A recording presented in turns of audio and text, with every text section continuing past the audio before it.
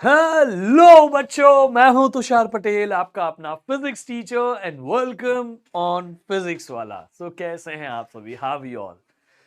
मैंने आप सभी का रिस्पांस देखा बोर्ड बूस्टर 2.0 के कल के मेरे सबसे पहले सेशन में। जी हाँ, thanks to all of you. आप सभी ने वो वन शॉट सेशन में काफी अच्छे से सपोर्ट किया। बहुत सारे बच्चों ने उसे कंप्लीटली देखा। Heads off to your efforts बच्चों। आप सभी डेडिकेटेडली बोर्ड एग्जाम के लिए मेहनत कर रहे हो, ये देख के मुझे अच्छा लगता है। कुछ बच्चों का उसमें कंसर्न था, कुछ क्लियरिटी चाहिए थी किसी बच्चों को, तो मैं आप सभी को कुछ कुछ बातें उस बैच की बता दूं। ये बैच में बोर्ड बूस्टर 2.0 ये एक आखिरी मौका है मेरे पास में या पूरी पीडब्ल्यू टीम के पास में आप सभी को बोर्ड एग्जाम के लिए तैयार करने के लिए। ठीक है, इसके बाद हम बार बार सेम चैप्टर्स नहीं पढ़ा पाएंगे। देखो, बोर्ड बूस्टर 1.0 में आपके लिए सबसे पहली बार ये सब पढ़ाया गया था। कोई और बैचेस भी आपने देखे हो तो वहां पे भी आपको पढ़ाया गया था। लेकिन ये बोर्ड बूस्टर 2.0 जिस पॉइंट ऑफ टाइम पे आप देख रहे हो ये क्लासेस, इसके बाद हमारे पास समय ही नहीं बचेगा कि आपको हम कोई चैप्टर वापस पढ़ा पाए। इसीलिए ये बहुत जरूरी है कि मैं जो भी आपको पढ़ाऊं, जब भी मैं आपके सामने कैमरा के सामने यहाँ पे खड़े रह के आपको पढ़ा रहा हूं, उस पॉइंट ऑफ टाइम पे मेरे दिमाग में एक ही बात चलती है कि मैं कितना ज्यादा आपको दे के जाऊं कि आपको बोर्ड एग्जाम में तकलीफ ना पड़े।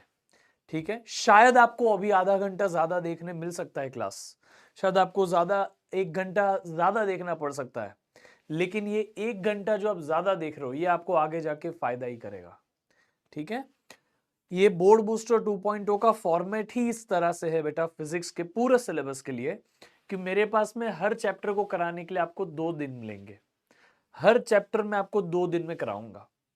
कल मैंने आपको इलेक्ट्रोस्टैटिक्स 1 यानी कि इलेक्ट्रिक चार्जेस एंड फील्ड कराया था, जिसमें आज भी मैं उसी चैप्टर के साथ यहां पे हूं, इलेक्ट्रिक चार्जेस एंड फील्ड।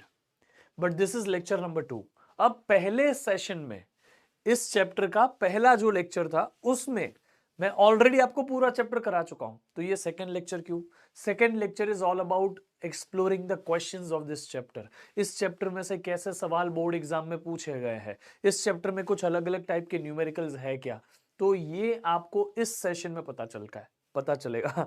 है ना, ये एक तरीके से आप मानो कि प्रैक्टिस सेशन है कि आपने जो भी पिछले क्लास में सीखा उनको उसको देख के आपको इस क्लास में पता चलेगा कि उसके ऊपर कैसे सवाल पूछे जाते हैं, कुछ कुछ टाइप के न्यूमेरिकल्स आपको पता चलेंगे यहाँ पे।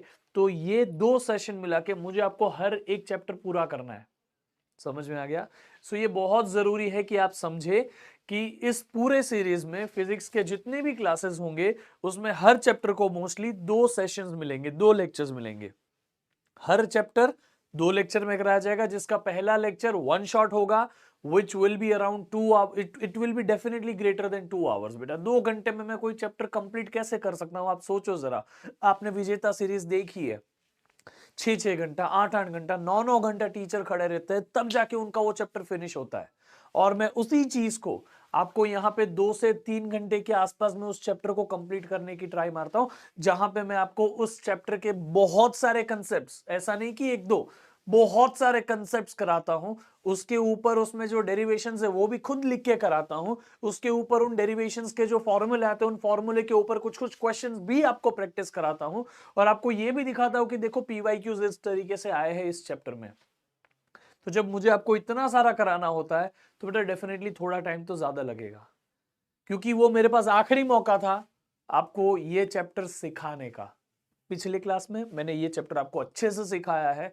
मेरी पूरी गारंटी है कि अगर आप वो क्लास कंप्लीट करते हैं तो आपको कहीं पे भी कोई दिक्कत नहीं आएगी।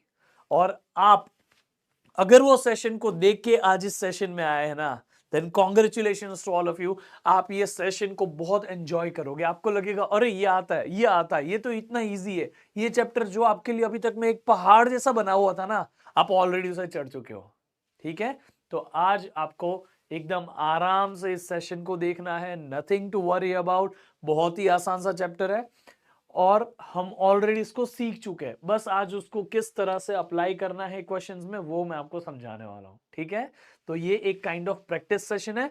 जहां PYQs का हम रेफरेंस लेके देखेंगे कि क्वेश्चंस कैसे पूछे गए हैं, और कुछ कुछ न्यूमेरिकल स्पेसिफिकली मैं आपको करके बताऊंगा कि देखो ऐसे ऐसे क्वेश्चंस बोर्ड एग्जाम में पूछे गए हैं। ठीक है, अब आप सभी ने एक और चीज को ऑब्जर्व किया होगा कि मैंने कुछ कुछ छोटे मोटे टॉपिक्स को स्किप किया था। ठीक है, ये स्किप करना बहुत जरूरी था बेटा। आप समझो, अगर मैं पूरा चैप्टर आपको कराना चाहता हूं, हमें तो स्पेसिफिकली ऐसा कहा गया है कि आप सिर्फ मोस्ट इंपॉर्टेंट कॉन्सेप्ट्स कराइए, बच्चों को मोस्ट इंपॉर्टेंट कॉन्सेप्ट्स कराइए जिसकी मदद से बच्चा बोर्ड एग्जाम में अच्छा स्कोर कर पाए। लेकिन मैंने आपको पिछले क्लास में ये प्रॉमिस की थी कि मैं आपको सिर्फ मोस्ट इंपॉर्टेंट कॉन्सेप्ट्स नहीं, मैं आपको मेजॉरिटी ऑफ कॉन्सेप्ट्स कराऊंगा। जब मैं आपको मेजॉरिटी ऑफ कॉन्सेप्ट्स कराना चाहता हूं बेटा, तो उसमें जो एक दो छोटे मोटे टॉपिक्स है ना, वो ही मैंने स्किप किए, जैसे चार्जिंग का मेथड्स, ये सब मैंने स्किप किया था, है ना। तो आपको पता है ये चीज आप खुद भी पढ़ लोगे ना तो आराम से आ जाएगा। एनसीईआरटी खोलो, वो टॉपिक को पढ़ो, रीड करो, खत्म। समझ में आया कि नहीं? बाकी तो मैंने सब कुछ कराया है। आपको जो मैंने नहीं कराया है वो बहुत ज्यादा इंपॉर्टेंट नहीं है आपके एग्जाम के रिस्पेक्ट में, आप उसे खुद भी कर सकते हो। वैसी ही चीजें मैंने नहीं कराई, बाकी तो मैंने हर छोटी छोटी चीजें कवर अप करने की कोशिश की है। समझा कि नहीं? तो welcome on this particular class. हम यहां पे आज सेकेंड सेशन में मचा देंगे बेटा। चलिए कम ऑन, आप सभी अगर रेडी है तो मुझे चैट बॉक्स में लिख के बताइए कि आप रेडी है। ये सेशन भले रिकॉर्डेड है, लेकिन मैं आप सभी के साथ में एकदम लाइव हूं। जब आप ये सेशन देख रहे हैं तो मैं आपके साथ में चैट बॉक्स में लाइव हूं। समझ में आ गया कि नहीं? तो चलिए come on, please tell me. आप सभी के लिए हम बोर्ड बूस्टर 2.0 में ये सेकेंड सेशन शुरू करने जा रहे हैं, which is of electric charges and field. मैं आप सभी को पहले ही बता दूं कि मैं आपको ये एक माइंड मैप, एक एनालिसिस दे चुका हूं। ये एनालिसिस मैंने पिछले क्लास में आप सभी को दिया था कि कौन से टॉपिक्स इंपॉर्टेंट है, कौन से टॉपिक्स इंपॉर्टेंट नहीं है। प्लीज अगर आप इस एनालिसिस को समझना चाहते हैं तो जाके उस सेशन को एक बार अच्छे से देखिए, अगर आप डायरेक्टली इस सेशन में आ रहे हैं। मैं सिर्फ एक बार छोटी बात बता दूं, ये टॉपिक नंबर 1.8 है, टॉपिक नंबर 1.13, 1.14 गॉस लॉ का एप्लीकेशन, और ये टॉपिक नंबर 1.11। ये कुछ ऐसे टॉपिक्स है जिसमें से क्वेश्चंस आए, और आप अगर इस चैप्टर के सारे पीवाईक्यूज को एनालाइज करोगे, मैंने खुद उनका एनालिसिस करके आपको बता रहा हूं कि इस चैप्टर में से majority of theory and derivations पूछी गई है।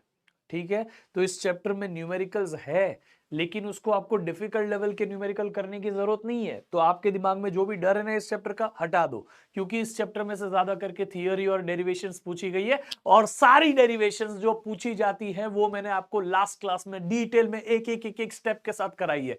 आपको बस वो डेरिवेशन याद होनी चाहिए। कम ऑन एवरीवन, डेरिवेशन प्रैक्टिस करने से आपको याद होगी, तो उस डेरिवेशन को जरूर करिएगा। आज के पीवाईक्यूज में आप जरूर ऑब्जर्व कर पाओगे कि जो भी मैंने आपको पिछले क्लास में कराया उसकी वजह से आप एग्जैक्टली बोर्ड एग्जाम में पूछे हुए सवाल कितना इजी वे में आंसर कर सकते हैं, है ना। तो मजा आने वाला है। चलिए, I am very much excited, I hope कि आप सभी भी एक्साइटेड होंगे। इस सेशन में मैं सबसे पहले शुरू करना चाहूंगा फॉर्मूला लिस्ट से। फॉर्मूला लिस्ट की कई बच्चों ने डिमांड की थी, मैं क्विकली एक फॉर्मूला लिस्ट बनाता हूं आप सभी के लिए। आपको भी ये फॉर्मूला लिस्ट मेरे साथ बनानी है बेटा। फिजिक्स में अगर आपको स्कोर करना है बहुत अच्छा मार्क्स, अगर आपको न्यूमेरिकल्स का डर हटाना है, तो फॉर्मूला लिस्ट बनाने आनी चाहिए आपको। आप सभी को फॉर्मूला लिस्ट बनाने आनी चाहिए, और ये फॉर्मूला लिस्ट मैं अकेला नहीं बनाऊंगा, आप भी मेरे साथ बनाएंगे। कम ऑन, मैं देख रहा हूं आप सभी को। आप सभी नोटबुक निकालिए, पेन निकालिए, और चलिए मेरे साथ में शुरू हो जाइए। फॉर्मूला लिस्ट बनाने के लिए शुरू करते हैं हम काम। सबसे पहला फॉर्मूला लिस्ट में आपको बेसिक सी चीज चार्ज के बारे में लिखना है। चार्ज क्या होता है बेटा? चार्ज को हम कैपिटल क्यू से रिप्रेजेंट करते हैं। चार्ज एक इंट्रिंसिक प्रॉपर्टी है। Come on everyone, what is charge? Charge is an intrinsic, एक पार्टिकल के अंदर की प्रॉपर्टी है, intrinsic property of a particle, और let's say fundamental particles. Okay, ये चार्ज को हम लिखते हैं, टोटल चार्ज को हम लिखते हैं number of electrons into 1 electron का चार्ज। ये E माइनस जो लिखा ना मैंने, दिस E माइनस रिप्रेजेंट्स एक इलेक्ट्रॉन का charge. Come on everyone, please tell me, एक इलेक्ट्रॉन के अंदर कितना चार्ज होता है? बोलो मुझे, एक इलेक्ट्रॉन के अंदर कितना चार्ज भरा हुआ होता है? It is 1.6 into 10 raise to -19 coulomb, very nice बेटा। What is n? N is number of electron, very basic thing. और आपको समझ में आ गया, क्यू तो चार्ज है, इसका यूनिट कूलम होता है, ये लिखने की जरूरत नहीं है, इतना बेसिक आपको अभी तक तो आ ही गया होगा, है कि नहीं? चलिए now let's go for the Coulomb's law. अभी हम जाते हैं कूलम्स लॉ पे। कूलम्स लॉ क्या है? COULO, Coulomb's law. Come on everyone, Coulomb's law क्या बताता है कि अगर हमारे पास कोई एक चार्ज है, यहां एक दूसरा चार्ज है, तो इन दोनों चार्जेस के बीच में एक फोर्स ऑफ अट्रैक्शन या फोर्स ऑफ रिपल्शन हो सकती है। Let's say this charge is Q1, this charge is Q2। इन दोनों के बीच का जो डिस्टेंस है वो R है। दोनों के बीच का डिस्टेंस कितना है बेटा? R है। तो इन दोनों के बीच में जो भी फोर्स ऑफ अट्रैक्शन हो या फोर्स ऑफ रिपल्शन हो, that is equal to 1/4 pi, that is equal to, that force is equal to 1/4 pi epsilon naught Q1 Q2 upon R square. ये Q1 पहला चार्ज, Q2 दूसरा charge, R is the distance between them. ये रहा आपका force का formula. अब यहां पे मुझे बताइए, ये फोर्स किस किस फैक्टर पे डिपेंड कर रही है? ये डिपेंड करती है पहले चार्ज की वैल्यू पे, डिपेंड करती है दूसरे चार्ज की वैल्यू पे, डिपेंड करती है दोनों के बीच में कितना डिस्टेंस है, लेकिन ये एक और फैक्टर पे डिपेंड करती है। बोलो मुझे कौन सा फैक्टर है वो? Yes, you got it right, it is a medium. ये फोर्स के बीच में कौन है? एयर है, वैक्यूम है, कोई वाटर है, या कोई लिक्विड है, या कोई सॉलिड है। इन दोनों पार्टिकल्स या दोनों चार्जेस के बीच में कौन बैठा है? Air, water, hydrogen gas. What is present between two charges? That is what we call it as material medium present between two charges. तो ये 1/4 पाई एप्सिलॉन नॉट जो है ना, ये इसमें एप्सिलॉन नॉट एक टर्म है, इस एप्सिलॉन नॉट को हम परमिटिविटी बोलते हैं। क्या बोलते हैं? परमिटिविटी। परमिटिविटी, ये परमिटिविटी का मतलब होता है परमिट यानी कि अलाउ करना। तो किसी भी मीडियम में इलेक्ट्रिक फील्ड कितना बनने के लिए अलाउड है, उसे हम बोलते हैं परमिटिविटी। कि वो मीडियम कितना अलाउ करता है इलेक्ट्रिक फील्ड को बनने के लिए, उसको हम बोलते हैं परमिटिविटी। अगर वो मीडियम एयर है तो हम लिखते हैं परमिटिविटी ऑफ फ्री स्पेस। क्या लिखते हैं बेटा? Permittivity of free space. क्योंकि हम एयर, वैक्यूम और फ्री स्पेस, फ्री स्पेस यानी स्पेस जिसमें कुछ नहीं है, सब कुछ फ्री है यानी कि उसमें कुछ नहीं होता, वैक्यूम को ही हम फ्री स्पेस बोलते हैं। तो परमिटिविटी ऑफ फ्री स्पेस, इसको हम एप्सिलॉन नॉट लिखते हैं। एप्सिलॉन नॉट की वैल्यू है 8.85 इंटू 10⁻⁻12। 8.85 इंटू 10⁻⁻12। समझ में आ गया? और ये होता है इसका unit coulomb square upon newton metre square. और आपके लिए खास बात बता दूं कि आप इस पूरे 1/4 पाई एप्सिलॉन नॉट को आप के लिख सकते हो। के इज 1/4 पाई एप्सिलॉन नॉट, और इसकी खास वैल्यू है 9 इंटू 10⁻⁹ और उसका यूनिट है newton metre square upon coulomb square. तो this is the best part of this topic कि यहां पे आपके लिए नंबर्स बहुत आसान बन जाता है जब आप उसमें ऐसे सारी वैल्यूज सब्स्टिट्यूट करते हो। This is all about Coulomb's law. याद रहेगा बेटा कूलम्स लॉ। अब आपको यहां पे बात करनी है इलेक्ट्रिक फील्ड की। किसकी बात करेंगे हम? Electric field. Come on everyone, electric field. Electric field बोलो आप उसे, या फिर इलेक्ट्रिक फील्ड इंटेंसिटी बोलो, एक ही मीनिंग होता है उसका।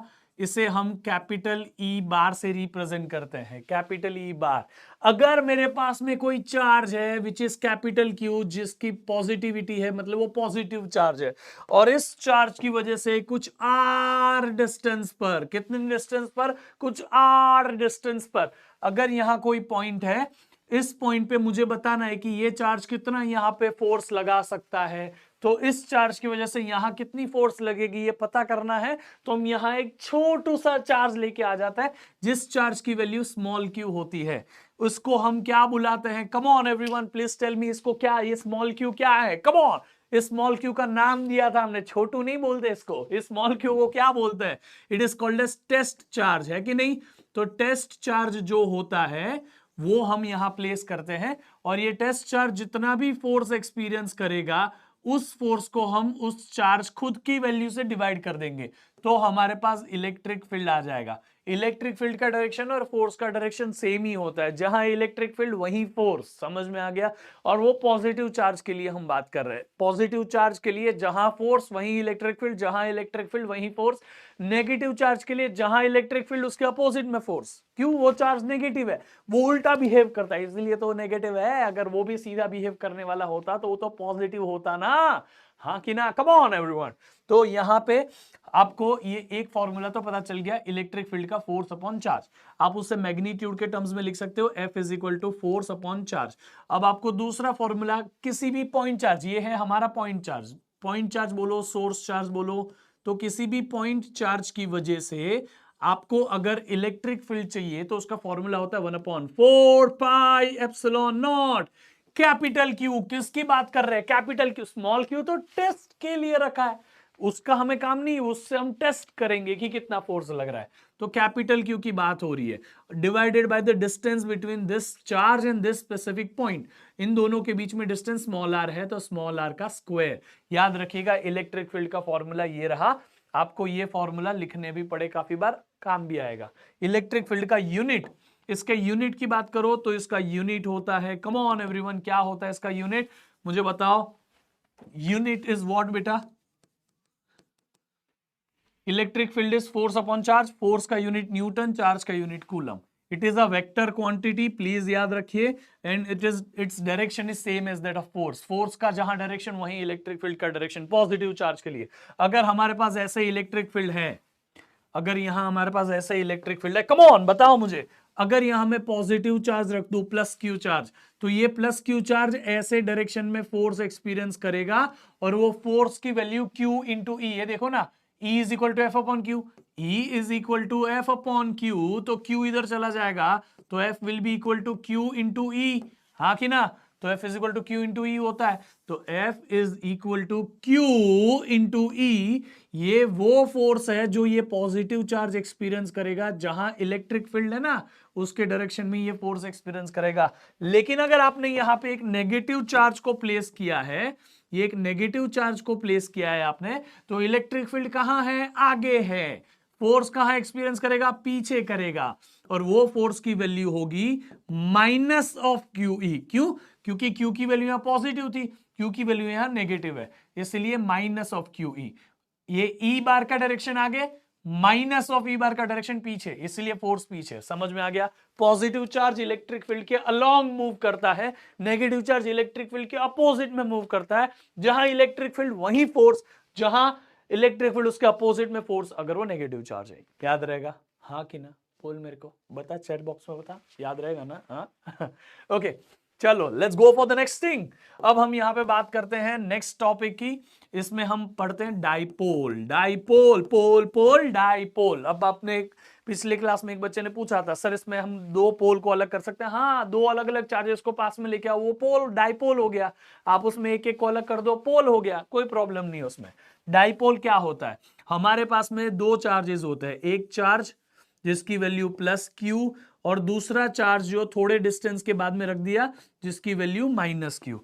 और ये दोनों चार्जेस के बीच में आप देखोगे तो डिस्टेंस कितना रखा है हमने? ये दोनों चार्जेस के बीच में डिस्टेंस हम रखते हैं, हम इस डाइपोल के डिस्टेंस के बीच के एक पॉइंट को मार्क करते हैं, इसको पॉइंट को O बोलते हैं। ये एक पोल, ये दूसरा पोल, दो charges which are equal in magnitude, opposite in nature, यानी कि एक पॉजिटिव एक नेगेटिव, एक पॉजिटिव एक नेगेटिव, पोल पोल डाइपोल, एक पॉजिटिव एक नेगेटिव, इसको ही हम बोलते हैं डाइपोल। समझ में आ गया? कम ऑन बोल एक बार, डाइपोल बोल बोल बोल, हाँ ओके वेरी नाइस।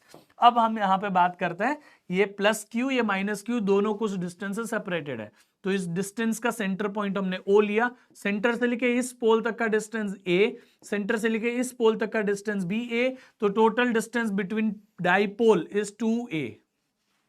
दोनों डाइपोल के बीच का डिस्टेंस कितना हो गया बेटा? 2A। यस और नो? Come on everyone. अब ये है डाइपोल, तो डाइपोल क्या करता है बेटा? हमारे पास एक पोल दूसरा पोल डाइपोल, ये डाइपोल टर्न हो सकता है। क्या हो सकता है? टर्न हो सकता है, वो लैम्बोर्गिनी वाला टर्न, हाँ व्हील कैसे टर्न होता है ऐसा ही। तो ये डाइपोल जो है वो टर्न हो सकता है। अगर ये टर्न हो सकता है तो इसके पास टर्निंग इफेक्ट होता है। टर्निंग इफेक्ट को हम बोलते हैं मोमेंट। तो डाइपोल मोमेंट हमारे पास एक टर्म आती है, क्या बोलते हैं बेटा हम उसे? Dipole moment. डाइपोल मोमेंट क्या होता है? Turning effect of dipole. Come on everyone. तो वो डाइपोल कितना इजीली टर्न कर सकता है, वो डिपेंड करता है कि वो डाइपोल कितना स्ट्रॉन्ग डाइपोल है। वो डाइपोल कितना स्ट्रॉन्ग डाइपोल है, इसको बताने के लिए टर्म होती है डाइपोल मोमेंट। समझ में आ गया? वो डाइपोल कितना स्ट्रॉन्ग डाइपोल है, इसको बताने के लिए टर्म क्या होती है? डाइपोल मोमेंट, जिसे हम स्मॉल p बार से रिप्रेजेंट करते हैं। और याद रखिएगा ये स्मॉल p बार जो होता है ये डाइपोल मोमेंट है। इसका वैल्यू, इसका मैग्नीट्यूड, ये डाइपोल मोमेंट के वेक्टर का मैग्नीट्यूड होता है q इंटू 2a। और ये डाइपोल मोमेंट का, क्योंकि ये एक वेक्टर क्वांटिटी है, this is which type of quantity बेटा? It is a vector quantity. देखो ये वेक्टर क्वांटिटी है। वेक्टर के पास क्या क्या होता है मुझे बताओ चैट बॉक्स में। कम on everyone, type it in the chat box. Vector के पास क्या क्या होता है? मैग्नीट्यूड भी होता है, डायरेक्शन भी होता है। मैग्नीट्यूड तो ये रहा q into 2a, this is the magnitude of the dipole. Direction, इस डाइपोल का डायरेक्शन टेंशन लेने की जरूरत नहीं है, डायरेक्शन का टेंशन नहीं लेने का। डाइपोल मोमेंट क्या बोलता है? तुम किधर भी कुछ भी रखो, डाइपोल मोमेंट का डायरेक्शन फिक्स है, माइनस से प्लस। कहां से? माइनस से प्लस। नेगेटिविटी से दूर भागो, पॉजिटिविटी के तरफ जाओ। तो माइनस से प्लस, ये नेगेटिव चार्ज, ये पॉजिटिव चार्ज, तो ये रहा डाइपोल मोमेंट का डायरेक्शन। समझ में आ गया? नेगेटिव से पॉजिटिव की तरफ। तो ये पी कैप जो है ना, ये यूनिट वेक्टर पी कैप, किसी के भी ऊपर कैप होता है वो क्या बताता है? पीस किसी के, सॉरी यार, किसी के भी ऊपर कैप होता है तो वो क्या बताता है? जिसके पास कैप होता है वो आपको डायरेक्शन देता है। मैंने आपको बताया था कि कैप होने का मतलब है कि वो यूनिट वेक्टर होता है। यूनिट वेक्टर आपको हमेशा डायरेक्शन देता है, हाँ कि ना? बोलो मुझे। तो ये पी कैप आपको इस डायरेक्शन की बात कर रहा है जो कि हमेशा नेगेटिव से पॉजिटिव है। Dipole movement, it is a vector quantity but it has a fixed direction. Dipole moment is a vector quantity but it is a fixed direction which is negative to positive. याद रखिएगा, आपको सिर्फ और सिर्फ इस dipole moment का magnitude चाहिए ना, तो P is equal to Q into 2a ही होता है। 2a is the distance between dipole, dipole distance बोल सकते हैं। समझ में आ गया डाइपोल मूवमेंट क्या है? अब इस डाइपोल के कुछ फॉर्मूलेज भी है। अब इस डाइपोल के लिए कुछ फॉर्मूलेज है। अगर इस डाइपोल के एक्सिस, इससे इस लाइन को हम बोलते हैं एक्सिस, जो दोनों पोल डाइपोल से पास हो जाए, इस लाइन को हम बोलते हैं एक्सिस। इस पॉइंट से परपेंडिकुलर ऐसी लाइन होती है, इसको बोलते हैं इक्वेटर। याद रहेगा एक्सिस कौन है, इक्वेटर कौन है? एक्सिस ये लाइन हुई, इक्वेटर ये लाइन हुई। याद रहेगा कि नहीं? Come on everyone. तो एक्सिस के ऊपर, ऑन दी एक्सिस अगर आप मुझे बताओ, if there is a point on the axis and we want to find electric field at that's इतना फास्ट जा रहा हूं कि मेरे शब्द ही सही से नहीं निकल रहे। क्या आपके साथ भी ऐसा हो रहा है? ओके, फास्ट लग रहा होगा तो देखो, हम तो सिर्फ रिकैप करके फॉर्मूला लिस्ट लिख रहे हैं, डोंट वरी अबाउट इट। चलो, तो ऑन दी एक्सिस अगर हमें फाइंड करना हो electric field on the axis of dipole, ये लाइन पे कहीं पे भी आपको अगर इलेक्ट्रिक फील्ड चाहिए डाइपोल के, तो उसका वैल्यू होता है E is equal to 1/4 pi epsilon naught 2p upon R cube. ये सिर्फ मैग्नीट्यूड है। डायरेक्शन चाहिए, डायरेक्शन होता है E बार दे दो, P बार दे दो, यानी कि ये P बार है ऐसा आएगा और E बार भी वैसा ही आएगा। और डायरेक्शन की बात न्यूमेरिकल में नहीं आती। समझ में आ गया कि नहीं? जहां P बार वहां E बार, ऐसा याद रखिएगा। बार बार कर दो ना तो आपका डायरेक्शन के साथ हो गया। मैग्नीट्यूड चाहिए तो बार बार हटा देना। ऑन दी इक्वेटर बताइए, ऑन दी इक्वेटर अगर इस इक्वेटोरियल लाइन, डाइपोल के इस इक्वेटोरियल लाइन पे अगर कहीं पे भी आपको इलेक्ट्रिक फील्ड चाहिए, अगर इस इक्वेटोरियल लाइन पे कोई भी पॉइंट पे आपको इलेक्ट्रिक फील्ड चाहिए, तो वहां इलेक्ट्रिक फील्ड की वैल्यू कितनी होती है बच्चों? वहां इलेक्ट्रिक फील्ड की वैल्यू होती है E is equal to -1/4 pi epsilon naught P by R cube. और यहां माइनस साइन है, याद रखिएगा वेक्टर के लिए डायरेक्शन बार बार दे देने का। और इसको सिंपल कर दो, 1/4 पे एप्सिलॉन नॉट को लिखो के 2p/r³, मैग्नीट्यूड सिर्फ 1/4 पे एप्सिलॉन नॉट को लिखो के p/r³, डायरेक्शन सिर्फ मैग्नीट्यूड। समझ में आ गया? और ये दोनों तो एक दूसरे के डबल है, इधर 2 है इधर नहीं है, बाकी सब कुछ सेम है, याद रहेगा ना। ये आपके लिए फॉर्मूला था इलेक्ट्रिक डाइपोल का। कम on everyone, is I think it is just कितना टाइम हुआ है और मैंने आपको ये करा भी दिया। हाँ जी, तो 30 मिनट्स अराउंड होने आए हैं। चलो come on, let's go ahead, formula list करते हैं अभी हम, फॉर्मूला लिस्ट। ठीक है, ओके कूल। आगे का फॉर्मूला लिस्ट जो बाकी है अभी हम उसे कंप्लीट करते हैं। हमने डाइपोल के बारे में सब पढ़ लिया, डाइपोल का इलेक्ट्रिक फील्ड इधर, डाइपोल का इलेक्ट्रिक फील्ड उधर, सब कुछ कर लिया। साथ में हो ना तुम मेरे? हाँ हो ना मेरे साथ में? कम ऑन एवरीवन। अब हमें बात करनी है इलेक्ट्रिक फील्ड के बारे में, हमने बात कर ली। अब हम आते हैं गॉस लॉ पे, या तो फ्लक्स की बात कर लेते हैं सबसे पहले। फ्लक्स, इलेक्ट्रिक फ्लक्स की बात करते हैं। फ्लक्स जो होता है बेटा उसको हम इस सिंबल से रिप्रेजेंट करते हैं, उसका फॉर्मूला होता है ई बार डॉट डेल्टा एस बार। ये डेल्टा एस और ई बार, ये ई बार जो है वो इलेक्ट्रिक फील्ड का डायरेक्शन है। इलेक्ट्रिक फील्ड कुछ ऐसे हम बनाते हैं, याद है ना आपको इलेक्ट्रिक फील्ड। और डेल्टा एस जो है वो उसका एरिया वेक्टर है। एरिया यानी कि आपको पता है कि अगर ये स्क्वायर है तो इसका एरिया होता है, लेकिन ये वेक्टर क्वांटिटी भी है। तो अगर आप यहाँ पे ऐसा स्क्वायर बनाते तो इसके सेंटर से ऐसा निकलता हुआ आपको उस सरफेस से परपेंडिकुलर एरिया का वेक्टर बनाना पड़ता, सरफेस एरिया वेक्टर। इस तरह से अगर आप यहाँ एक सर्कल लेते तो सर्कल से सेंटर से ऐसे बाहर निकलता हुआ आप एक एरिया वेक्टर भी ले लेते, तो ये एरिया वेक्टर हुआ। सरफेस से परपेंडिकुलर हमेशा एरिया वेक्टर होता है। तो याद रखिए, अगर यहाँ पे एक मैं सर्कल ले लूँ तो सर्कल का एरिया πr² ही होगा, लेकिन इस सर्कल का एरिया वेक्टर ऐसा होगा, डेल्टा एस बार इधर होगा। तो इलेक्ट्रिक फील्ड इधर है और एरिया वेक्टर भी इधर है, लेकिन आपको इलेक्ट्रिक फील्ड वेक्टर और एरिया वेक्टर दोनों का डॉट प्रोडक्ट लेना है। अब आप डॉट प्रोडक्ट के साथ में यहाँ पे डॉट हटा के डाल सकते हो कॉस थीटा, तो ई डेल्टा एस कॉस थीटा। याद रखिएगा ये है आपका फ्लक्स। फ्लक्स का यूनिट जो होता है बेटा वो होता है न्यूटन पर कूलम इंटू मीटर स्क्वायर। याद रखिएगा, ठीक है, बहुत सिंपल। इलेक्ट्रिक फ्लक्स के बारे में भी पता चल गया। अब बात करते हैं गॉस लॉ की। किसकी बात करेंगे हम? गॉस लॉ की। Gauss law, one of the important topic. Come on, क्या है गॉस लॉ? गॉस लॉ बताता है आपको कि आपको कोई भी चार्ज के आसपास किसी भी पॉइंट पे अगर आपको इलेक्ट्रिक फील्ड चाहिए तो वहां एक सरफेस बनाओ। आप मुझे बताओ इस सरफेस को हम क्या बुलाते हैं? What do we call this surfaces? ये सरफेस का नाम है कुछ ना, इस सरफेस को हम बोलते हैं गॉसियन सरफेस। इसको हम क्या बोलते हैं? Gaussian surface.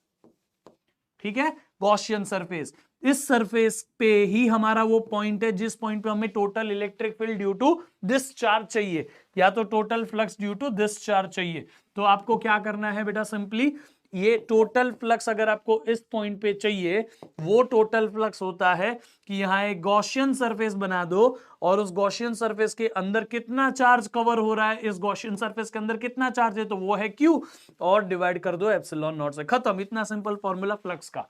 तो फ्लक्स का ये फॉर्मूला भी है, फ्लक्स का ये फॉर्मूला भी है, और आप इन दोनों फॉर्मूले को क्लब भी कर सकते हो। Flux is equal to E bar dot delta S bar is equal to, यहां पे लिख सकते हो Q अपॉन एप्सिलॉन नॉट। क्यों? क्योंकि फ्लक्स जो है बच्चा, आप ध्यान से देखोगे तो ये फ्लक्स के इक्वल है, फ्लक्स इस फ्लक्स के इक्वल है, और ये फ्लक्स इसके इक्वल है। तो ये और ये भी तो इक्वल हो गए ना, देख लो, ये और ये भी तो इक्वल ही हुए। इसीलिए मैं कहता हूं कि हमने इसको और इसको इक्वेट कर दिया। एक्चुअली मैं बताऊं कि ये डेल्टा एस जो है ना, ये एक छोटा सा सरफेस होता है। यहाँ पे डेल्टा एस क्या होता है बच्चा? एक छोटा सा सरफेस होता है, इस पॉइंट पे छोटा सा सरफेस। ये सरफेस पूरा इंटीग्रेट करोगे तो पूरा सरफेस एरिया एस बन जाएगा। इसीलिए हम यहाँ पे क्लोज लूप इंटीग्रेशन लगाते हैं। आप सभी को पता है क्लोज लूप इंटीग्रेशन का मतलब, पिछले क्लास में बताया था आपको। इंटीग्रेशन एक्चुअली में करने की जरूरत नहीं है। इंटीग्रेशन की साइन देख के डरने का ना, इतना टेंशन लेने का छोटे, समझ में आ गया? इतना टेंशन नहीं लेने का। यहाँ पे इंटीग्रेशन की साइन सिर्फ दिखाने के लिए है, है कि नहीं, इतना टेंशन नहीं लेने का। और ये हो गया हमारा गॉस लॉ। गॉस लॉ हमें बहुत इजीली आंसर देता है इलेक्ट्रिक फील्ड के, ठीक है। अब हमें अगर कोई बोले कि लाइन चार्ज है, लाइन चार्ज यानी इनफाइनाइटली चार्ज लॉन्ग वायर, ठीक है, इसको ही हम बोलते हैं लाइन चार्ज। लाइन चार्ज एक ऐसा वायर है जिसपे चार्ज भरा हुआ है सरफेस पे, वायर है बेटा, एक समझ लो एक लंबा वायर है, इनफाइनाइटली लॉन्ग है, हम यहां पे भी 3 डॉट मार दें, यहां पे भी 3 डॉट मार दें, तो ये हमारा लाइन चार्ज हो गया। इस लाइन चार्ज से कुछ भी डिस्टेंस r पर अगर हमें कोई पॉइंट पे इलेक्ट्रिक फील्ड चाहिए, तो इस पॉइंट पे इलेक्ट्रिक फील्ड जो होती है उसकी वैल्यू होती है लैम्बडा अपॉन 2 पाई r एप्सिलॉन नॉट। और ये जो लैम्बडा है वो लैम्बडा है linear charge density, total charge over this surface divided by length of this. समझ में आ गया? तो lambda is q upon l। याद रखिए ये है electric field at any distance r from the line charge. याद रखिएगा इस चीज को, ठीक है। ये याद है कि नहीं? इसके ऊपर न्यूमेरिकल भी किया एनसीईआरटी सॉल्यूशन सीरीज में। आप सभी ने अगर एनसीईआरटी सॉल्यूशन सीरीज अगर नहीं देखी बेटा, you guys are missing out. मैं आपको एक इंपॉर्टेंट स्ट्रेटेजी बता रहा हूं। जो भी बच्चे कहते हैं ना अभी तक हमने कुछ नहीं पढ़ा, कुछ नहीं पढ़ा, कुछ नहीं पढ़ा, उनके लिए बहुत इंपॉर्टेंट बात है, ध्यान से सुनो मेरी। आपको अगर आपने कुछ नहीं पढ़ा कोई फर्क नहीं पड़ता, ठीक है। आपको आज ये रियलाइज हो रहा है ना कि आपने कुछ नहीं पढ़ा, कोई फर्क नहीं पड़ता है, अभी से पढ़ना शुरू करो। अगर आप एक पूरी तरीके से अपने आप को तैयार करना चाहते हो, आपको सिर्फ 3 चीजें करनी है, सिर्फ 3 चीजें करनी है, ट्रस्ट मी। अगर आपने ये मेरे 3 चीजें कर ली, आई गारंटी यू कि फिजिक्स में कोई आपको रोक नहीं सकता 90% मार्क्स लाने से। 90% तो गारंटीड है।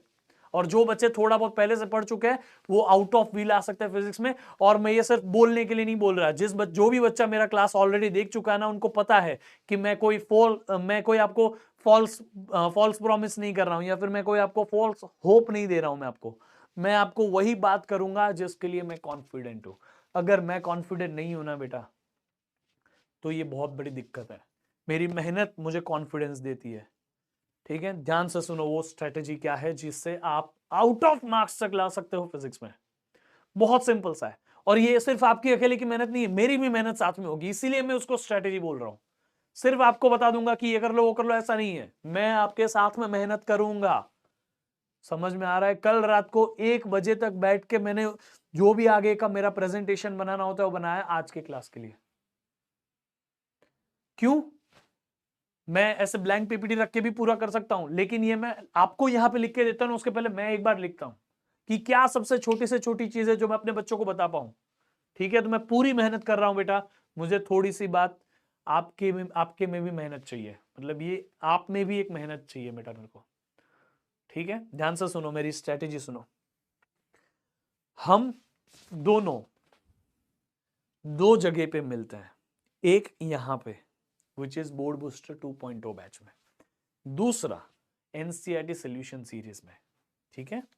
आपके लिए बहुत जरूरी है कि आप इतनी बेसिक चीज समझो कि अभी तक अगर आपने कुछ नहीं किया है तो टेंशन पहले तो लेना छोड़ दो। आप 3 स्टेप कर सकते हो, स्टेप 1, स्टेप 2 और स्टेप 3। ये 3 स्टेप आपको पूरा फिजिक्स अच्छे से करा देगा। क्या है सबसे पहला स्टेप? आप बोर्ड बूस्टर 2.0 का 1 शॉट देखो। जैसे कि कल मैं ऑलरेडी पूरा चैप्टर आपको करा चुका, वो 1 शॉट है, ठीक है। ये आपको देखना है, अच्छे से देखना है, नोट्स बनानी है, डिटेल में देखना है, नहीं समझा वापस उसको देखना है, उसके भी नहीं समझा डाउट में मुझे पूछना है, बताना है, मैं वहीं पे हूं, ठीक है। इसके बाद एनसीईआरटी सॉल्यूशन सीरीज आपकी चालू है एनसीईआरटी वाला चैनल पे, वहां पे आके इसी चैप्टर का एनसीईआरटी सॉल्यूशन देखना है, ठीक है। जैसे मैं इलेक्ट्रिक फील्ड एंड चार्जेस का ऑलरेडी आपको कल लेक्चर ले चुका, आपने वो सेशन करने के बाद में अच्छे से समझने के बाद में एनसीईआरटी सॉल्यूशन आपने कर लिया, ठीक है, वो वीडियो भी देख लिया। इसके बाद में आपको वापस यहां आना है अगले दिन बोर्ड बूस्टर 2.0 में। ये आपको आज का सेशन जिसमें मैं फॉर्मूला लिस्ट, रिवीजन और प्रैक्टिस क्वेश्चन ये करा रहा हूं, या तो पीवाईक्यूज ही बोलता हूं उसको, पीवाईक्यूज करा रहा हूं, ये देखना है। मैंने आपको पहले क्लास में भी ये स्ट्रेटेजी बताई थी कि भाई पहले सेशन सीखो, चैप्टर सीखो, उसका न्यूमेरिकल्स कैसे होता है जानो, और उसके साथ में यहां पे आ जाओ, इसको PYQs देख लो। ये 3 चीज अगर आप कर रहे हो ना, मैं मानता हूं कि ये पूरा जो आपको इतना कंटेंट है ना, ये कम से कम 7 से 8 घंटे का है, पर आप सोचो 7 से 8 घंटे में पूरा चैप्टर एकदम डिटेल में हो रहा है। इससे जल्दी क्या ही हो सकता है? बोलो, इससे जल्दी कभी कोई चैप्टर किसी ने कंप्लीट किया भी होगा क्या? 7 से 8 घंटे आपने डेडिकेटेडली दिए। आई गारंटी यू इस चैप्टर में आपको कोई बीट नहीं कर सकता बेटा। ट्राई करके देखो, और आप 2 चैप्टर के लिए ऐसा करके देखोगे ना बेटा, आप कॉन्फिडेंट हो जाओगे, और आप पूरा जो सिलेबस है 8-8 घंटे में एक एक चैप्टर। अभी तो हमारे पास फिर भी है 1 महीना यार, एग्जैक्टली 1 मंथ वी हैव। कर सकते हैं, क्यों नहीं कर सकते? कर सकते हैं, ये करना है आपको, बस सिंपल सी बात है बेटा। प्रॉमिस करो कि आप करोगे, ठीक है? चलो, अब यहां पे दूसरा कंसेप्ट, ये फॉर्मूला लिस्ट बच्चा याद होनी चाहिए आपको, एक अच्छे से पेपर पे लिखना, सामने चिपका के रखना जहां पे आप पढ़ते हो, ठीक है? चलो, दूसरा क्या है बेटा? अगर आपने कोई शीट की बात कर लिया तो लाइन चार्ज हो गया। अब आपने बात कर लिया एक शीट की, infinitely charge sheet, charged sheet की, ये एक शीट होती है जिसमें बहुत सारा चार्ज आपने भरा हुआ है, ठीक है? ये बहुत बड़ी शीट है, हम उसका पूरा पार्ट नहीं बना रहे, इनफाइनाइटली लॉन्ग शीट है, ठीक है? ये इनफाइनाइटली लॉन्ग शीट है। अब ये जो इनफाइनाइटली लॉन्ग शीट है, उसके सेंटर से आप कोई डिस्टेंस r की बात कर रहे हो। इस पॉइंट पे अगर आपको इलेक्ट्रिक फील्ड E चाहिए, वो इलेक्ट्रिक फील्ड एक्चुअली में होती है surface charge density, which is surface charge density क्या होता है? Total charge divided by total surface area, which is s। इसका सरफेस एरिया जो भी है शीट का, वो s हो गया, ठीक है? तो इस तरह से आप लिखोगे surface charge density upon epsilon naught, 2 epsilon not. Actually समझ में आ गया? ये है वो electric field eight any point r from the sheet. अगर ये एक चार्ज शीट है तो शीट के ऊपर भर भर के चार्ज भरा हुआ, ये एक शीट है, समझ में आ गया कि नहीं? एक ऐसा प्लेन है, ऐसा, समझे? अब बात करते हैं इसमें अगला part, which is for the shell. Shell के लिए बात करते हो, ठीक है? या तो charge conducting sphere, charge conducting sphere. अगर एक स्फीयर है, हॉलो हो या सॉलिड हो, सॉलिड यानी अंदर से भरा हुआ, हॉलो यानी सिर्फ वो अंदर से खाली, अंदर हवा है, सरफेस ही है उसका।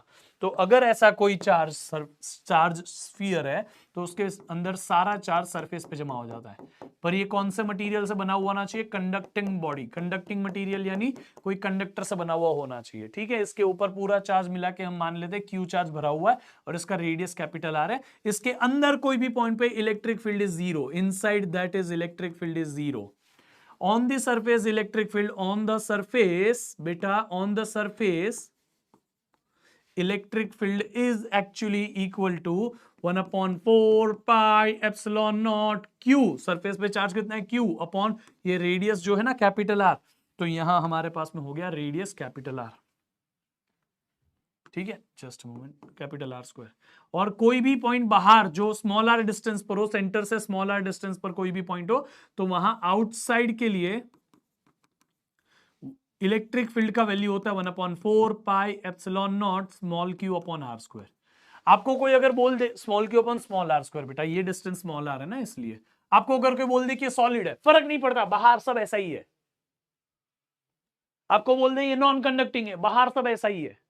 अगर ये नॉन कंडक्टिंग होगा, अगर ये नॉन कंडक्टिंग होगा, बस एक बात है आपको याद रखनी, पूछा नहीं जाएगा, बट नॉन कंडक्टिंग के लिए अंदर जो इलेक्ट्रिक फील्ड होती है ना, उसकी वैल्यू होती है सिग्मा नहीं आएगा, रो 3 एप्सिलॉन, और यहां आएगा रो इंटू, हाँ सही है, ठीक है, रो अपॉन 3 एप्सिलॉन, ये याद रख लीजिएगा, रो आर अपॉन 3 एप्सिलॉन, ये है फॉर्मूला। अंदर इतना है, सरफेस पे इतना ही है, बाहर इतना है, वो नॉन कंडक्टिंग के लिए अंदर इतना, सरफेस पे इतना, और आउटसाइड इतना। कंडक्टिंग के लिए अंदर इतना, अंदर जीरो, सरफेस पे इतना, आउटसाइड इतना। बट नॉन कंडक्टिंग पूछते नहीं है, आपके सिलेबस का पार्ट नहीं है, इसीलिए मैं सिर्फ आपको बता रहा हूं कि नॉन कंडक्टिंग के लिए अलग फॉर्मूला होता है, तो आप नॉन कंडक्टिंग में ये फॉर्मूला अप्लाई नहीं करते। समझ में आ गया? बस इतना बताना था मुझे आपको, ठीक है? आई होप कि आप सभी ने अभी ये फॉर्मूला लिस्ट अच्छे से बना ली है, ठीक है? कोई प्रॉब्लम है? चलो, तो ये फॉर्मूला लिस्ट आप सभी की अच्छे से हो गई। Let's go ahead, come on everyone. अब हमें पढ़ना है क्वेश्चंस करने हैं। सबसे पहला ये एमसीक्यू आप सभी की स्क्रीन के ऊपर ये रहा, आप सभी के लिए ये रहा सवाल। देखिए इस सवाल को बहुत अच्छे से, हम इस सवाल को देखेंगे। कम ऑन,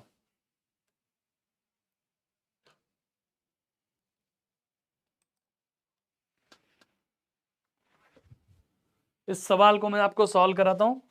हाँ, हम ऐसे पीवाईक्यूज खुद अभी प्रैक्टिस कर रहे हैं बेटा, तो आप सभी को ये सवाल देखना है, हो सके तो पॉज करके खुद ही अटेम्प्ट करना है। ठीक है, मैं आपके साथ हूं यहाँ पे, डोंट वरी, मैं खड़ा हूं। हो सके तो पॉज करके खुद ही अटेम्प्ट करना है, और जहां पे भी आप अटको मेरा सोल्यूशन देखना चालू करो। ठीक है, चलो कम ऑन एवरीवन। आपको यहाँ पे क्या बोला है, three charges, cap small Q minus Q not and Q not. ये रहा क्यू नॉट, ये रहा Q, और ये रहा minus Q not, are placed as shown in the figure. The magnitude of the net force on the charge Q naught, Q naught के ऊपर, यानी कि किसके ऊपर बच्चा, इसके ऊपर नेट चार्ज कितना होगा, नेट फोर्स कितना होगा, सॉरी नेट फोर्स। तो आपको पूछा net force on the charge Q not, इसके ऊपर नेट फोर्स कितना होगा। ठीक है, चलो हमें ये नेट फोर्स निकालनी है। सबसे पहली बात, आपको यहाँ पे अट्रैक्शन रिपल्शन का आइडिया आ जाना चाहिए। सबसे पहले ये देखो, ये चार्ज है, इसको ये नेगेटिव चार्ज क्या करेगा, अट्रैक्ट करेगा, हाँ कि ना, बोलो कम ऑन एवरीवन, हाँ कि ना। ये नेगेटिव चार्ज इस पॉजिटिव चार्ज को अट्रैक्ट करेगा। ठीक है, तो इसकी वजह से ये फोर्स ऊपर है।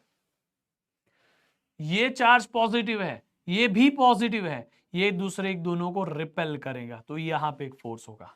तो आपको दो फोर्सेस है टोटल, एक ऊपर है और एक इधर है।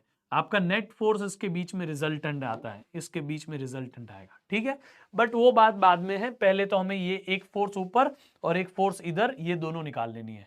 ठीक है, अगर मैं इस पॉइंट को बोल दूं कि ए पॉइंट है और ये पॉइंट को बोल दूं कि बी पॉइंट है, तो मुझे यहां पे फोर्स निकालनी है, force due to point A, force due to charge A. ठीक है, इन दोनों के बीच की फोर्स निकालो, मुझे बताओ कम ऑन, फोर्स कितनी होगी, 1/4 पाई एप्सिलॉन नॉट, पहले चार्ज की वैल्यू माइनस क्यू, उसकी सिर्फ वैल्यू क्यू, दूसरे चार्ज की वैल्यू क्यू नॉट, यस, तो Q naught upon distance between them, distance between them कितना है, ए है डिस्टेंस। ठीक है, ए स्क्वायर है कि नहीं, तो ये हो गया आपका सबसे पहला force due to A point, ऊपर कितना फोर्स है। अब इस चार्ज की वजह से कितना फोर्स है वो निकालना है, तो force due to B point, सबसे पहले 1/4 पाई एप्सिलॉन नॉट, तो एज इट इज लिख लो इन दोनों चार्ज के वैल्यू का प्रोडक्ट, तो Q इंटू क्यू नॉट, तो Q इंटू क्यू नॉट है कि नहीं, अपॉन डिस्टेंस बिटवीन देम, वो A है तो A का स्क्वायर। समझ में आ गया। अब आपको यहां पे देखो दोनों की वैल्यू सेम ही तो है। अरे मुझे पता है कि एक ऊपर एक इधर है, लेकिन वैल्यू तो सेम है ना, मैग्नीट्यूड तो सेम है, और फॉर्चुनेटली आपको पूछा भी सिर्फ मैग्नीट्यूड ही तो है, समझे।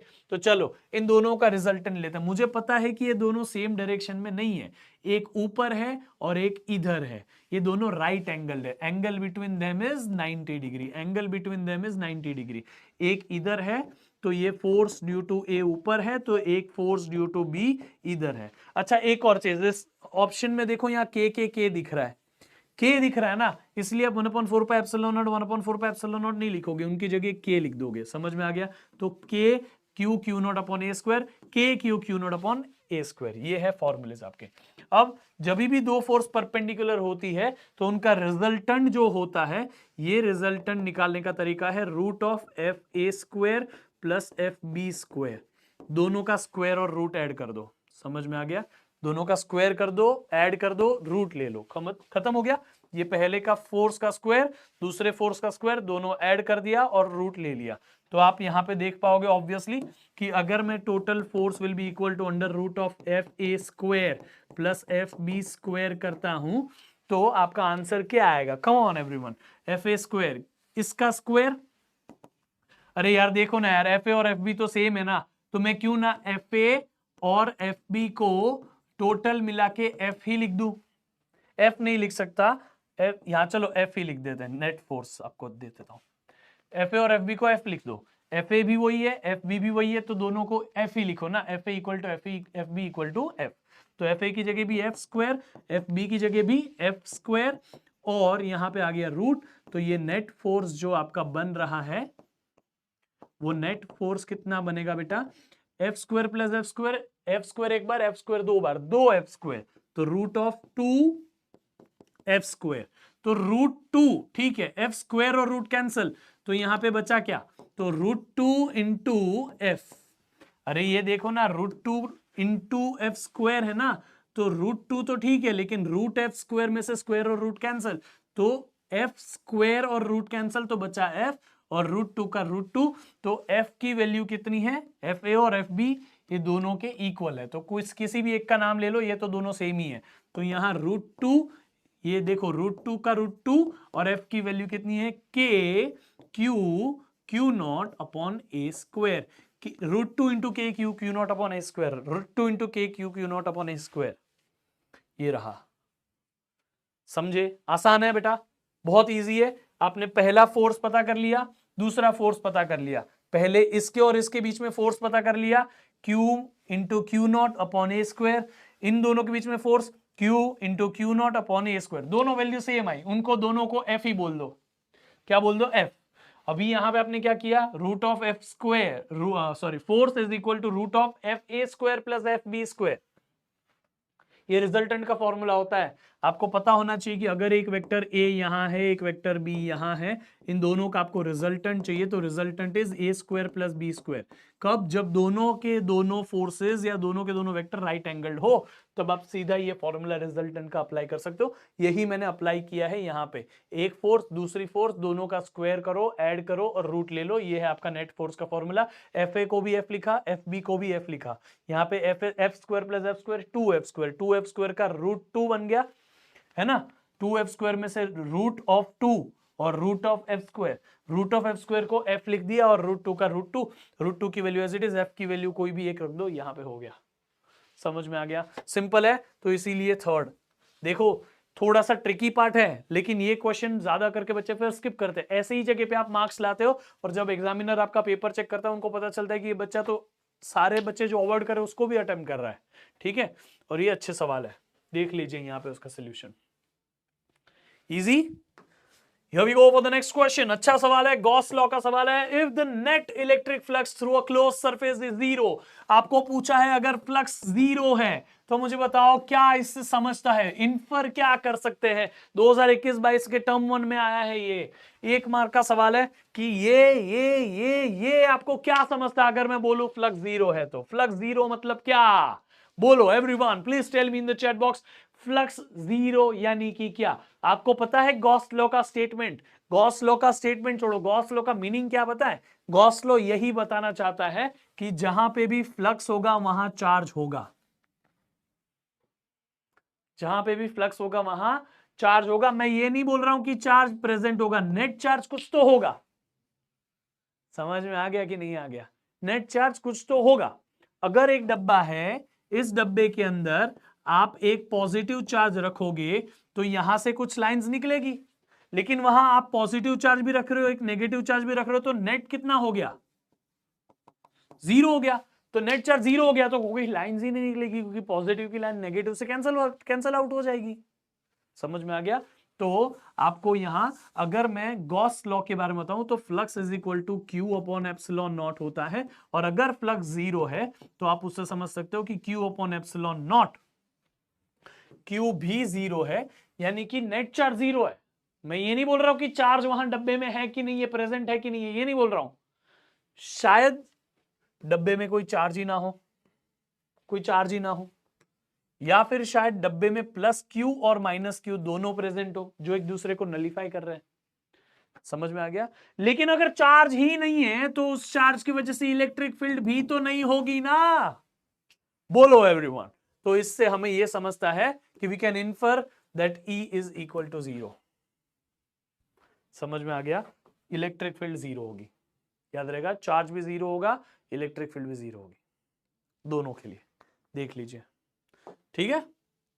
नेक्स्ट क्वेश्चन, अच्छा सवाल, बढ़िया सवाल, आपको ट्राई करना है मेरे साथ में बेटा, कम ऑन। एमसीक्यू पूछा गया है, 2023 का लेटेस्ट क्वेश्चन है। डाइपोल, डाइपोल, मजा आता है मुझे डाइपोल वर्ड सुन के। Of length 2 centimetre. डायपोल की लेंथ क्या होती है बेटा? एक पॉजिटिव चार्ज, एक नेगेटिव चार्ज, उन दोनों के बीच का जो डिस्टेंस होता है उसे हम बोलते हैं डायपोल की लेंथ। तो दोनों के बीच में डिस्टेंस में पॉइंट ओ भी तो होता है कि नहीं सेंटर पे यहां पे, तो ये ए और ये ए, टोटल डिस्टेंस कितना हो गया दोनों डायपोल के बीच में? 2a, और ये डायपोल की लेंथ 2 सेंटीमीटर है, यानी कि 2a की वैल्यू 2 सेंटीमीटर, यानी कि a की वैल्यू कितनी है? 1 सेंटीमीटर। ओके चलो आगे बढ़ते हैं।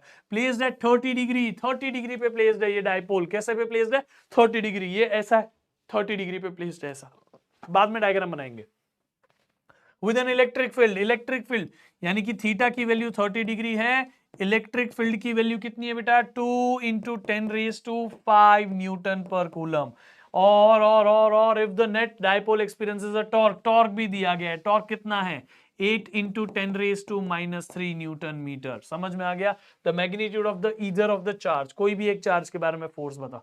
अच्छा मैं आपको यहां एक चीज बताना रह गया बेटा, आपको इस फॉर्मूला लिस्ट में एक फॉर्मूला ऐड करना है। डायपोल जो टॉर्क एक्सपीरियंस करता है वो टॉर्क होता है Pe sin थीटा, या टॉर्क वेक्टर की वैल्यू बताओ तो P bar cross E bar. P is dipole moment, यही वाली टर्म, और E bar is electric field. समझ में आ गया? तो ये एक फॉर्मूला है, तो हम यही फॉर्मूले को यहां यूज करेंगे।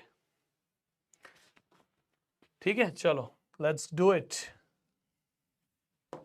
हमें क्या निकालना है? Either of the charge, Q की वैल्यू निकालनी है, फाइंड Q करना है। ओके सबसे पहले हमें देखो Q टाउ दिया है, E दिया है, और डायपोल निकालने के लिए कुछ कुछ वैल्यू दी है। ठीक है चलो निकालते हैं। सबसे पहले हम क्या करेंगे बेटा? Tau is equal to Pe sin theta. आपको बोलो यहाँ पे क्या दिया है? टाउ कितना है यहाँ पे दिया है, चलो वैल्यू रख दो। एक काम करो, इसमें से आप क्या पता है बता करो, चलो बताओ मुझे क्या पता है। क्या आपको टॉर्क पता है? जी हाँ टॉर्क पता है। क्या आपको पी पता है? नहीं पता, ये हम निकाल सकते हैं। क्या आपको ई पता है? हाँ पता है। क्या आपको थीटा पता है साइन थीटा निकालने के लिए? हाँ पता है। तो आपको टॉर्क पता है, ई पता है, साइन थीटा पता है, तो आपको सिर्फ यहां से मिलेगा क्या? पी मिलेगा। अब पी की वैल्यू होते Q × 2E, हाँ कि ना? अब आपको पी यहां से मिल चुका, ई 2A होता है यहाँ A, तो A आपको यहां पे बताया मैंने, और यहां पे आपको जो P is equal to Q × A, 2A होता है, उसमें से 2A आपको पता है, Q मिल जाएगा। समझ में आ गया कि नहीं? बहुत सिंपल सी बात बता रहा हूं बेटा। मैं आपको यहां एक चाहिए तो प्रोसीजर आपको लिख के दे देता हूं। देखो टॉर्क की वैल्यू होती है Pe sin थीटा, यहां से आप P निकाल लीजिए, P इज इक्वल टू होता है Q × 2A। अब एक्चुअली में आपको यहां दिया क्या क्या है उसकी बात करो। टॉर्क दिया है सवाल में, देख लीजिए। ई दिया है सवाल में, हाँ देख लीजिए। थीटा दिया है सवाल में, हाँ देख लीजिए। तो ये आपको यहां से सब पता चल चुका। सिर्फ मिलेगा क्या? पी मिलेगा। यहां पे आपको ये पी जैसे ही मिल गया, क्या पी पता है? अभी आपको इसमें से जो पी मिलेगा, पी आपको मिल गया। अब आपको यहाँ पे 2A डिस्टेंस कितना दिया है? 2 सेंटीमीटर दिया है ना? 2 सेंटीमीटर चाहिए तो 2 × 10⁻² मीटर्स लिख दो, है ना? 2A की वैल्यू कितनी है बेटा? 2 सेंटीमीटर। 2 सेंटी की वैल्यू 10⁻² लिख दी, तो 2 × 10⁻², 2A की वैल्यू खत्म। तो हमें क्या मिला? पी क्यू मिला, तो क्यू ही तो अपने को चाहिए था। सवाल में पूछा क्या है? Find the charge. समझ में आ गया कि नहीं? सवाल का मीनिंग समझा कि नहीं? बोलो। स्टूडेंट्स फालतू में बोलते हैं यार कि न्यूमेरिकल्स डिफिकल्ट होते हैं। बोलो इससे इजी क्या मिल सकता है आपको फिजिक्स में? हाँ कि ना? बोलो, कम ऑन एवरीवन। तो हम यहां इसकी वैल्यू निकालते हैं। अब सबसे पहले ये formula step 1, tau is equal to Pe sin theta, tau is equal to Pe sin theta. Tau की वैल्यू, चलो ना टाउ के लिए पहले फॉर्मूला यहां पे रीअरेंज कर लो। Tau upon E sin theta is equal to P। ठीक है चलो टॉर्क की वैल्यू क्या है? टॉर्क की वैल्यू क्या है? 8 × 10⁻³ 8 × 10⁻³ और E की value 2 × 10⁵ into sine theta, sine 30 is half मतलब 1/2, तो 2 ऊपर चला गया।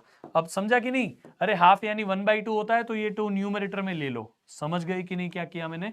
इसीलिए इस तरह से लिखा। अब आपको यहां पे देखना है 2 और 2 नो 2, ये 10⁵ जो है ऊपर जाएगा तो 10⁻⁻5, तो 8 ऐसे का ऐसा, ये 10⁻³ तो है, और ये 5 ऊपर जाएगा तो 10⁻⁻5, -3 - 5 गिव्स यू -8, और ये हो गया आपका P। समझ में आ गया? P की वैल्यू मिल गई। अब आपको P मिलने के बाद Q × 2A करना है। जी हाँ, तो P की वैल्यू मिलते ही आप करोगे Q इंटू 2A। आपको चाहिए क्या? यू वॉन्ट चार्ज, चार्ज की वैल्यू चाहिए। कम ऑन एवरीवन, मुझे बताओ क्या आपको P पता है? हाँ अभी मिला ना सर ये P, और Q निकालना है। जी हाँ, 2A निकालना है, हाँ कि ना? बोलो एवरीवन, चैट बॉक्स में बताओ मुझे 2A पता है कि नहीं? 2A ये रहा, 2A is 2 centimetre which is given over here, और उसकी वैल्यू सेंटीमीटर से मीटर में 2 इंटू 10⁻² होती है। Let's substitute the values. P की value divided by, sorry, P की वैल्यू डिवाइडेड बाई 2A की वैल्यू गिव्स यू Q। तो Q is equal to P upon 2A, और यहां P की वैल्यू मुझे बताओ कितनी है? 8 into 10⁻⁸, 8 into 10⁻⁸ divided by 2A। 2A is 8, 2A is कितना बेटा? 2 इंटू 10⁻², 2 इंटू 10⁻²। हाँ 24284, तो यहां हो गया 10⁻² ऊपर जाएगा तो +2। मुझे बताओ 8 + 2 -8 + 2 gives you -6, तो 4 इंटू 10⁻⁻6 हो गया ना। सिंपल कैलकुलेशन है बच्चा, ये तो आपको करने आना ही चाहिए। This is the end of the chapter, और आपको ये तो बता समझेगा कि नहीं समझेगा? ये कूलम में, ये 10⁻⁻6 को माइक्रो लिख सकते हो, तो यहाँ पे 4 माइक्रो कूलम Q आंसर आता है, 4 micro coulomb, and that's option number 1। And here we are done with this beautiful question. देख लो, 4 माइक्रो कूलम, सिंपल। एग्जाम में आप ऐसा कुछ रिप्रेजेंट कर सकते हैं। Next question is also very short answer type question. Electric flux through a spherical surface shown in the figure is 2020 में ये पूछा गया था। इसमें आप बताओ फ्लक्स, बताओ फ्लक्स क्या बोलता है? चार्ज आपने कितने रखे हैं उस गॉसियन सरफेस के इनसाइड, वो डिवाइडेड बाय एप्सिलॉन नॉट। यहां पे हम मानते हैं कि एक ही सरफेस दिख रहा है, तो यही हमारा क्या है? गॉसियन सरफेस है। क्या है ये? Gaussian surface. अच्छा, हम गॉसियन सरफेस कर ही रहे हैं, तो एक बार रिवाइज करते हैं ना। गॉसियन सरफेस की प्रॉपर्टी मैंने आपको लिखाई थी, बताओ मुझे what is the property of Gaussian surface? Come on everyone. Number 1, it is imaginary. Number 2, it should be symmetrical. Number 3, it should make same angle theta with it should make same angle theta throughout the surface। ये angle theta किसके किसके बीच का angle है? ई बार और delta S बार के बीच का। जी हाँ, very nice. और एक बात इसकी आपको बात बतानी है, कौन सी प्रॉपर्टी मैंने अभी तक नहीं बोली? It should be a close surface. Closed है, हाँ। सिमेट्रिकल जैसा भी है, हाँ। सिमेट्रिकल हो अच्छा है, नहीं हो ठीक है, आप दूसरा कैसा बना सकते हो। थोड़ा डिफिकल्ट हो जाता है प्रोसेस, बाकी कुछ नहीं। तो चलो मुझे बताओ, इस गॉसियन सरफेस के अंदर कौन कौन है? -q + q। तो यहां पे q में क्या लिखोगे? -q1, और अंदर कौन है? +q2। तो -q1 अपॉन -q1 ये रहा, और +q2 ये रहा। यही दो चार्ज अंदर है ना, ये लिखेंगे क्या +q3? नो वे, ये तो बाहर है। हमारे गॉसियन सरफेस से बाहर जो है उसको हमें देखना भी नहीं है। भूल जाओ भूल जाओ, यहां कोई है ऐसा है भी नहीं। ठीक है, तो इनसाइड कौन है? -q1 +q2 divided by epsilon not. यही हमारा आंसर है, सिंपल सा आंसर। मुझे बताओ, इसके लिए आपको 1 मार्क मिल रहा है, यूं ही मार्क आपको टीचर फेंक के दे रहा है। ये ले, समझ में आ गया? चलो, here we go for the next question. Solution of that, you can represent it like this. Here's the next question, which is asked in 2020. Metallic spherical shell, कोई metallic spherical shell है जिसके इनर रेडियस है R1। एक मैं आपको यहां बना देता हूं, एक शेल है जिसका अंदर का रेडियस R1 है, और उसका बाहर का रेडियस लेट्स से यहां से R2 है। ठीक है, outer radius R2। A charge Q is placed at the centre. अगर इसके सेंटर पर आपने कैपिटल Q प्लस में पॉजिटिव चार्ज, यहां पे देखो ना, Q बाय डिफॉल्ट जो लिखा होता है चार्ज वो पॉजिटिव होता है। At the centre of the shell, इसके सेंटर पे हमने एक चार्ज रख दिया। What will be the surface charge density on the inner surface? Surface charge density on the inner surface and surface charge density on the outer surface। ठीक है, यही दो चीजें पूछी है। अच्छा, मैं आपको बता दूं सरफेस चार्ज डेंसिटी क्या होता है बेटा। सरफेस चार्ज डेंसिटी होता है total charge divided by total surface area. ठीक है, सरफेस चार्ज डेंसिटी का ये फॉर्मूला है। अब अगर आपने, ये मेटल है, ये क्या है बच्चा? मेटल है। ये मेटल सरफेस है, सोचो बीच में कुछ रखा ही नहीं था आपने। ठीक है, बीच में आप मान लो कि यहां आपने कुछ नहीं रखा। ठीक है, जब आपने नहीं रखा था तो मेटल पे को टोटल चार्ज कितना था? Before putting plus Q charge, shell had zero charge, shell had charge net zero. Net charge कितना था शेल के पास में? नेट चार्ज कितना था? Shell was अनचार्ज। अनचार्ज यानी टोटल चार्ज कितना?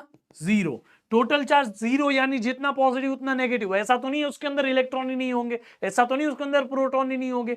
मैं ये कह रहा हूं कि जितना प्रोटॉन था उतना इलेक्ट्रॉन था, तो नेट चार्ज जीरो था। तो अगर ये जीरो था, अब जैसे ही चार्ज होने की बारी आएगी तो जो भी चार्ज यहां पे क्या होगा बेटा, यहां से अंदर नेट चार्ज पहले जीरो था, कुछ नहीं था, लेकिन जैसे ही आपने बीच में ये रख दिया तो सरफेस पे ये कैसा चार्ज है? पॉजिटिव है, तो एग्जैक्टली उसका नेगेटिव चार्ज इस सरफेस पे जमा हो जाएगा, और ये नेगेटिव क्यू इस सरफेस पे जमा हो गया। अब इस सरफेस पे नेगेटिव क्यू जमा हो गया तो उस सरफेस पे कौन सा चार्ज जमा हो जाएगा? Positive Q. इस सरफेस पे कैसा चार्ज जमा हो जाएगा बेटा? Positive Q. अब ऐसा क्यों हुआ? देखो, ये एक मेटल रिंग है, ये इसके अंदर पूरे के अंदर पहले नेट चार्ज जीरो है, जितने पॉजिटिव उतना नेगेटिव इक्वल। अब जैसे ही यहां पे आपने प्लस क्यू चार्ज रख दिया, ये नेगेटिव इसके तरफ खींच के आ गया, तो यहां नेगेटिव चार्ज जमा हो गया पूरा, और ये पॉजिटिव ऑब्वियसली जब नेगेटिव नीचे आ गया तो पॉजिटिव ऊपर चला जाएगा ना, ये पॉजिटिव पॉजिटिव को रिपेल करके, तो सारा पॉजिटिव जो है वो सरफेस पे चला गया। अब ये क्यू उतने ही इक्वल चार्ज को यहां खींचता अपने तरफ, इसलिए सरफेस पे, इनर सरफेस पे माइनस क्यू जमा हुआ और आउटर सरफेस पे प्लस क्यू जमा हो गया। तो अंदर के सरफेस पे चार्ज कितना है? इनर सरफेस पे चार्ज है माइनस क्यू, आउटर सरफेस पे चार्ज है प्लस क्यू। समझ में आ गया? पहले चार्ज नहीं था, यानी कि पॉजिटिव नेगेटिव इक्वल थे, अब बीच में आपने पॉजिटिव रखा तो सारा नेगेटिव अंदर के सरफेस पे आ गया, और सारा नेगेटिव अंदर के सरफेस पे आ गया तो सारा पॉजिटिव बाहर के सरफेस पे चला गया। तो बीच में कितना चार्ज है? Capital Q. तो अंदर भी कितना आएगा? कैपिटल क्यू, लेकिन नेगेटिव वाला। क्यों? क्योंकि सेंटर पे पॉजिटिव है तो उसको अट्रैक्ट करने नेगेटिव आ गया, तो नेगेटिव सरफेस पे, इनर सरफेस पे नेगेटिव क्यू, और अंदर अगर नेगेटिव क्यू जमा हो गया अंदर के सरफेस पे, तो बाहर के सरफेस पे पॉजिटिव क्यू जमा हो जाएगा। समझ में आ गया?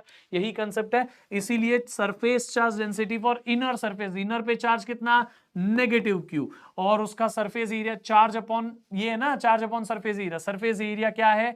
4 पाई आर स्क्वायर। अंदर का सरफेस एरिया कितना है? ये स्फीयर का अंदर का surface area 4 pi capital R1 square. समझ में आ गया? अरे ये अंदर जो सरफेस है उसका रेडियस तो कैपिटल R1 है, तो अंदर का सरफेस एरिया, अंदर वाले स्फीयर का surface area 4 pi capital R1 square होगा। और इसी तरह से आउटर सरफेस में टोटल कितना चार्ज जमा हुआ है? कैपिटल क्यू, तो प्लस क्यू, और उसका सरफेस एरिया कितना है? ये सरफेस एरिया कितना है? 4 पाई कैपिटल R2 स्क्वायर। अरे ये बड़ा जो सरफेस है उसका रेडियस R2 है ना, तो उसका सरफेस एरिया क्या होगा? 4 पाई R2 स्क्वायर, 4 पाई R2 स्क्वायर। समझ में आ गया? ये इनर की सरफेस चार्ज डेंसिटी या आउटर की सरफेस चार्ज डेंसिटी। बस समझना यहां इतना जरूरी है कि अंदर का, बीच में अगर आप पॉजिटिव चार्ज रखोगे तो अंदर के सरफेस पे नेगेटिव चार्ज जमा होगा, और जितना ये सेंटर पे आपने रखा उतना ही यहां पे सरफेस पे जमा हो जाएगा चार्ज, और बाहर के सरफेस पे पॉजिटिव चार्ज जमा होगा, और ये जो पॉजिटिव चार्ज जमा हुआ है वो भी जितना अंदर नेगेटिव जमा हुआ उतना ही। तो अंदर कितना नेगेटिव गया? माइनस क्यू, तो बाहर कितना पॉजिटिव आएगा? प्लस क्यू, और अंदर का सरफेस एरिया, छोटा sphere 4 pi capital R1 square, बड़ा sphere 4 pi capital R2 square, खत्म। तो 4 पाई कैपिटल R1 स्क्वायर अंदर का सरफेस का और उसका charge, 4 pi capital R2 square बाहर का सरफेस एरिया और उसका चार्ज। समझ में आ गया? यही होता है surface charge density. This is the question for 1 mark. ठीक है, अगली बार आपके लिए बहुत आसान हो जाएगा, ये देख लीजिए, इजी है। चलो, Here we go for the next question। इस सवाल के आगे बढ़ते हैं हम, और इस सवाल में एक और वेरी शॉर्ट आंसर है। सवाल क्या है? यहां सवाल शायद आगे चला गया। ओके, ये सवाल का सोल्यूशन भी लिखा हुआ है बट फर्क नहीं पड़ता, मैं आपको बता देता हूं। Does the charge given to a metallic sphere depends on whether it is hollow or solid? देखो क्या है, कैसा है? मेटालिक है। अगर कोई मेटालिक यानी कंडक्टिंग है तो वो हॉलो है या सॉलिड है, फर्क नहीं पड़ता। अगर वो हॉलो होगा तो भी सरफेस पे चार्ज जमा होगा, और अगर वो सॉलिड होगा, सॉलिड यानी वो अंदर से कैसा है बेटा? अंदर से भरा हुआ है। ठीक है, अंदर से भरा हुआ है। अगर वो अंदर से भरा हुआ है तो भी चार्ज सरफेस पे ही जमा होगा। समझ में आ गया? तो भी चार्ज सारा सरफेस पे जमा होगा अगर वो सॉलिड है तो भी। तो हॉलो के लिए हो या सॉलिड के लिए हो कोई फर्क नहीं पड़ता। मैंने बोला ये मेटालिक कंडक्टिंग होना चाहिए। अगर ये नॉन कंडक्टिंग है तो फर्क पड़ता है, क्योंकि इसमें भी अंदर इलेक्ट्रिक फील्ड जीरो है, इसमें भी अंदर इलेक्ट्रिक फील्ड जीरो है। लेकिन अगर वो नॉन कंडक्टिंग है, नॉन कंडक्टिंग है, तो हॉलो में तो सारा चार्ज सरफेस पे जमा होता है।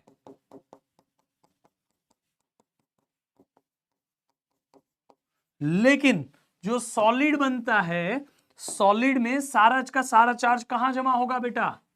सॉलिड में सारा का सारा चार्ज अंदर जमा हो जाता है, यहां।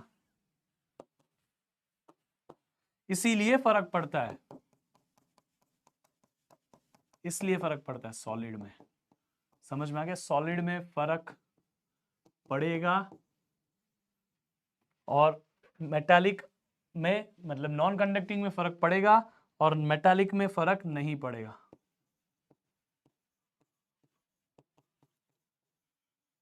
समझ में आ गया कि नहीं आ गया? बोलो एवरीवन, कम ऑन।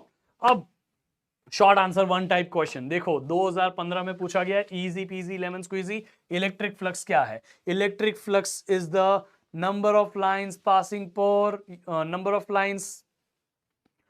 हम ऐसा लिख सकते हैं, electric flux is the number of electric field lines crossing a surface, और electric flux is represented by phi, और इलेक्ट्रिक फ्लक्स का formula is E bar dot delta S बार। आप ऐसा डायग्राम बना के बता सकते हो एग्जामिनर को, ऐसा वाला है ना, आपके बुक में है ऐसा डायग्राम। तो ये डेल्टा एस सरफेस है जिसका area vector delta S vector इधर है, ये इलेक्ट्रिक फील्ड इधर है। ऐसा डायग्राम बनाओ, बोलो इसका एसआई यूनिट क्या है? इसका SI unit is Newton upon coulomb into area का मीटर स्क्वायर, ये उसका एसआई यूनिट है, खत्म। अब आपको दूसरा सवाल, what is the flux due to electric field? आपको फ्लक्स चाहिए जब इलेक्ट्रिक फील्ड की वैल्यू ये दी हो, यानी कि 3 इंटू, अच्छा ये तो आपको पता है, एनसीईआरटी का क्वेश्चन है, एनसीईआरटी का सवाल है ये। आपको यहां पे देखो क्या बोला है, आपको समझ लीजिए, आप एक्स एक्सेस लीजिए, आई ये एक्स एक्सेस है, ये वाई एक्सेस लीजिए, और ये जेड एक्सेस लीजिए, और आपको यहां पे बोला है कि through a square of a side 10 centimetre when it is held it normal to electric field. Electric field किधर है? ऐसी है। इलेक्ट्रिक फील्ड किधर है बताने के लिए ना यहां आई कैप दिया है। आई कैप आपको पता है कौन से एक्सेस का डायरेक्शन देता है? एक्स एक्सेस का। तो इलेक्ट्रिक फील्ड इधर है, इसके परपेंडिकुलर में आपका सरफेस है, square of a side 10 centimetre when it is held normal to E, इस ई से नॉर्मल, यानी कि ये ऐसा। समझ में आ गया? 2D में देखना है तो ऐसा, समझा? आपको यहां एक ऐसा सरफेस दिया गया है, इस तरह से यहां सरफेस है, ऐसी इलेक्ट्रिक फील्ड है, उसका एरिया वेक्टर भी क्या होगा? सरफेस एरिया वेक्टर भी ऐसे होगा, इलेक्ट्रिक फील्ड भी ऐसे होगा, यानी कि एंगल जीरो है। वो बात आपको समझ गई, क्योंकि एक्स एक्सिस के अलोंग आई कैप यानी एक्स एक्सिस के अलोंग इलेक्ट्रिक फील्ड है। इलेक्ट्रिक फील्ड की वैल्यू 3 इंटू 10⁻³ न्यूटन पर कूलम। आई कैप यानी आपने ये डायरेक्शन बोल दिया, इससे परपेंडिकुलर, इससे नॉर्मल में एक स्क्वायर है जिसका साइड है 10 सेंटीमीटर, जिसकी साइड की वैल्यू 10 सेंटीमीटर है। तो इस साइड का स्क्वायर है ना, तो इस सरफेस का एरिया बताओ। सरफेस एरिया कितना होगा? ए का स्क्वायर होगा, ए का स्क्वायर यानी 10 का स्क्वायर, और ये सेंटीमीटर का स्क्वायर, तो यहां हो गया 10⁻² इंटू 10⁻, सेंटी का स्क्वायर यानी 10⁻⁻⁴ मीटर स्क्वायर। ये हो गया आपका एरिया वेक्टर। और आपको यहां ई बार पता चल चुका, यहां आपको डेल्टा एस पता चल चुका, आपको सिर्फ फ्लक्स निकालने के लिए ई इंटू डेल्टा एस करना है। समझ में आ गया? समझ में आ गया? आपको अगर ए की वैल्यू 10 सेंटीमीटर दी है तो आप ए की वैल्यू को ऐसा यूनिट में 10 इंटू 10⁻⁻² मीटर्स लिखिए, और A square which is the value of this area, surface area, वो हो गया आपका इसका भी स्क्वायर, तो 10 का स्क्वायर 10 स्क्वायर, 10⁻² का स्क्वायर 10⁻⁴, और ये मीटर का मीटर स्क्वायर। समझ में आ गया? इसका स्क्वायर कर दिया तो ये आपका एरिया है। और आपको यहाँ 3 वैल्यू रखनी है ई की, 3 इंटू 10⁻³ और डेल्टा एस की वैल्यू कितनी है बेटा? डेल्टा एस की वैल्यू 10⁻² इंटू 10⁻⁻⁴। आप देखो सिर्फ नंबर दे दो, 3 एज इट इज, 3 + 2 5, 5 - 4 1, और ये फ्लक्स है newton metre square upon coulomb. ये आपका आंसर है। सिंपल एज दैट, इससे आसान क्या ही होता है, देख लीजिए, सिंपल है। बोलो एवरीवन, कम ऑन। अब है अगला क्वेश्चन आपके लिए। वैसे तो ये सवाल आप देखो खुद ही कर सकते हो। Apply Gauss law to show that the for charge spherical shell electric field outside the shell is if in charge charge is concentrated centre. जानबूझ के मैंने ऐसा पढ़ा था कि आपको समझना है, आपको समझने की जरूरत नहीं है इसमें। क्यों सर ऐसा क्यों बोल रहे हो? ये देखो, ये एक स्फेरिकल शेल है, स्फेरिकल शेल का फॉर्मूला, शेल के लिए फॉर्मूला बताओ, याद करो शेल के लिए फॉर्मूला लिस्ट में जाके 1/4 pi epsilon naught, come on, shell के ऊपर total charge capital Q upon, अगर मैं इससे कोई डिस्टेंस आर पे बात करूं स्मॉल आर, तो स्मॉल आर स्क्वायर। ये है शेल का इलेक्ट्रिक फील्ड। कोई पॉइंट चार्ज का इलेक्ट्रिक फील्ड का फॉर्मूला बताओ, पॉइंट चार्ज, अगर यहां कोई पॉइंट चार्ज कैपिटल क्यू है, उससे डिस्टेंस आर पे आप मुझे फॉर्मूला बताओ। ये स्टार्टिंग वाला फॉर्मूला, इलेक्ट्रिक फील्ड जब लिखा है तभी वो वाला फॉर्मूला, वो क्या है? E is equal to 1/4 pi epsilon naught capital Q upon are square. क्या ये दोनों सेम है? शेल का फॉर्मूला और पॉइंट चार्ज का फॉर्मूला दोनों सेम है? हाँ, चेक कर लो जाके फॉर्मूला, इसमें दोनों सेम है। इसका मतलब यही है कि show that for a charge spherical shell, कोई शेल के लिए electric field outside of the, ये शेल है तो उसके आउटसाइड कोई पॉइंट पे इलेक्ट्रिक फील्ड जो होती है वो एक चार्ज अगर सेंटर पे रखा है वैसी ही होती है। सेंटर पे चार्ज रखो, वहां से पॉइंट आर पे जाओ, इलेक्ट्रिक फील्ड की वैल्यू इतनी, और अगर आप ये शेल के डिस्टेंस आर पे जाओ तो इलेक्ट्रिक फील्ड इतनी, दोनों सेम, ये इक्वल प्रूफ हो गया। बस आपको ये जो है ना वो गॉस लॉ से लाना है, गॉस लॉ में शेल का डेरिवेशन करना है। गॉस लॉ अप्लाई करने आता है ना बेटा, मेक गॉसियन सरफेस, और आपको फिर उसके 3 स्टेप और आगे के करने हैं और आंसर आ जाएगा। गॉस लॉ अप्लाई करने आता है ना, पिछली क्लास में मैंने ये डेरिवेशन भी कराई है, प्लीज उस डेरिवेशन को जरूर करिएगा। गॉस लॉ का एप्लीकेशन बहुत जरूरी है, शेल वाला डेरिवेशन पूछा ही पूछा जाता है, ठीक है, देख लीजिए। गॉस लॉ अप्लाई करके हम आंसर लेके आते हैं। ये सब आपको गॉस लॉ की डेरिवेशन कराई है मैंने, सो प्लीज आपको वहां से उठानी है एग्जैक्टली। क्या प्रूफ करना था वो मैंने आपको समझाया। ठीक है, अब ये वाला फॉर्मूला आपको याद होना चाहिए। 2 large parallel plane sheets have, जानबूझ के ये सवाल ले रहा हूं मैं क्योंकि पिछले क्लास में मैंने आपको जो फॉर्मूला बताया था उसमें मैंने डायरेक्ट आंसर दिया था, मैं आपको यहां पे उसका बता देता हूं कि क्या होता है क्या नहीं। 2 charge parallel plane sheets have uniform charge density plus sigma and minus sigma determine the electric field between the sheets and outside the sheets. तो between the sheets, outside the sheets, ये सब क्या होता है ये मैं आपको एक बार समझा देता हूं बेटा। यहाँ पे देखिए, ये पूरा जो भी पार्ट था वो मैं आपको यही करा देता हूं एक साथ में, ठीक है। यहां पे देखो, अगर हमारे पास 2 शीट है, ये शीट है ऐसी है, सामने से देखोगे ऐसे दिखेगी, ऐसी है बेटा, पूरी शीट है ऐसे दिखेगी, समझ में आ गया। कोई भी शीट की वजह से, कोई भी शीट जिसपे सरफेस चार्ज डेंसिटी सिग्मा है, उसकी वजह से आपने थोड़ी देर पहले ही एक फॉर्मूला देखा था कि सिग्मा इज, सॉरी, आपने उसके लिए फॉर्मूला देखा था, electric field due to any charge sheet is equal to sigma upon 2 epsilon naught. क्या है बच्चा? सिग्मा अपॉन 2 एप्सिलॉन नॉट, ठीक है, याद रखे। तो अगर ये दोनों शीट, ये जो शीट है, ये जो शीट है, दोनों के ऊपर, एक के ऊपर सरफेस चार्ज डेंसिटी सिग्मा 1 है, इसके ऊपर सरफेस चार्ज डेंसिटी सिग्मा 2 है, दोनों लाइक चार्ज है, यानी कि मैं मान लूं दोनों के ऊपर अभी पॉजिटिव चार्ज है, दोनों के ऊपर नेगेटिव भी हो सकता है बट मैं मान रहा हूं दोनों के ऊपर पॉजिटिव है, तो दोनों के ऊपर पॉजिटिव चार्ज है। अब आपको अगर मैं बोलूं कि आप इसमें 3 जगह पे इलेक्ट्रिक फील्ड बताओ, एक ये शीट के इस बाजू, outside of this 2 parallel sheets, ये शीट और ये शीट के आउटसाइड, और ये शीट और ये शीट के इस साइड भी आउटसाइड दूसरी शीट के बाजू में, और इस शीट के इन बिटवीन, ठीक है, इन बिटवीन द शीट्स, तो इनसाइड द शीट भी आप बोल सकते हो। तो इस शीट की वजह से किसी भी पॉइंट पे ये पॉजिटिव है, किसी भी पॉइंट पे इलेक्ट्रिक फील्ड रिपल्सिव होती है, ठीक है, ये भी पॉजिटिव है, इधर भी इलेक्ट्रिक फील्ड रिपल्सिव होगी, लेकिन इसकी वजह से इस पॉइंट पे इलेक्ट्रिक फील्ड कितनी होगी? तो electric field due to any sheet at any point is equal to sigma upon 2 epsilon naught. तो ये सिग्मा अपॉन 2 एप्सिलॉन नॉट, लेकिन हम बाय डिफॉल्ट ये डायरेक्शन को पॉजिटिव मानेंगे तो ये डायरेक्शन नेगेटिव हो गया, और यहां इसकी वजह से इस पॉइंट पे रिपल्सिव, इस बाजू रिपेल करेगा इसलिए नेगेटिव इलेक्ट्रिक फील्ड है, ये फर्स्ट शीट की वजह से। तो यहां पे सरफेस चार्ज डेंसिटी भी फर्स्ट की, और इसी शीट सेकेंड शीट की वजह से भी इस पॉइंट पे तो ये भी पॉजिटिव है, इस पॉइंट पे तो वो भी रिपेल करेगा, तो उसकी वजह से भी इलेक्ट्रिक फील्ड इधर ही आएगी विच इज E2, और इसका सरफेस चार्ज डेंसिटी भी हम इसी डायरेक्शन में इसलिए नेगेटिव ले लेंगे, और उस सरफेस चार्ज डेंसिटी की वैल्यू, अरे सॉरी, इलेक्ट्रिक फील्ड की value sigma upon 2 epsilon not, देख लीजिए सिग्मा 2 अपॉन 2 एप्सिलॉन नॉट, समझ में आ गया। तो ये आपकी दोनों electric field, net electric field क्या होगी बेटा, E1 प्लस E2 करोगे आप, E1 की value minus sigma upon 2 epsilon not, E2 की value minus sigma upon 2 epsilon not, minus sigma upon 2 sigma 1 upon 2 epsilon naught, और यहाँ E2 की वैल्यू भी minus sigma 2 upon 2 epsilon naught. तो net E की वैल्यू क्या होगी, माइनस माइनस कॉमन आ गया, और 2 एप्सिलॉन नॉट भी कॉमन आ गया, बचा क्या, सिग्मा 1 माइनस सिग्मा 2।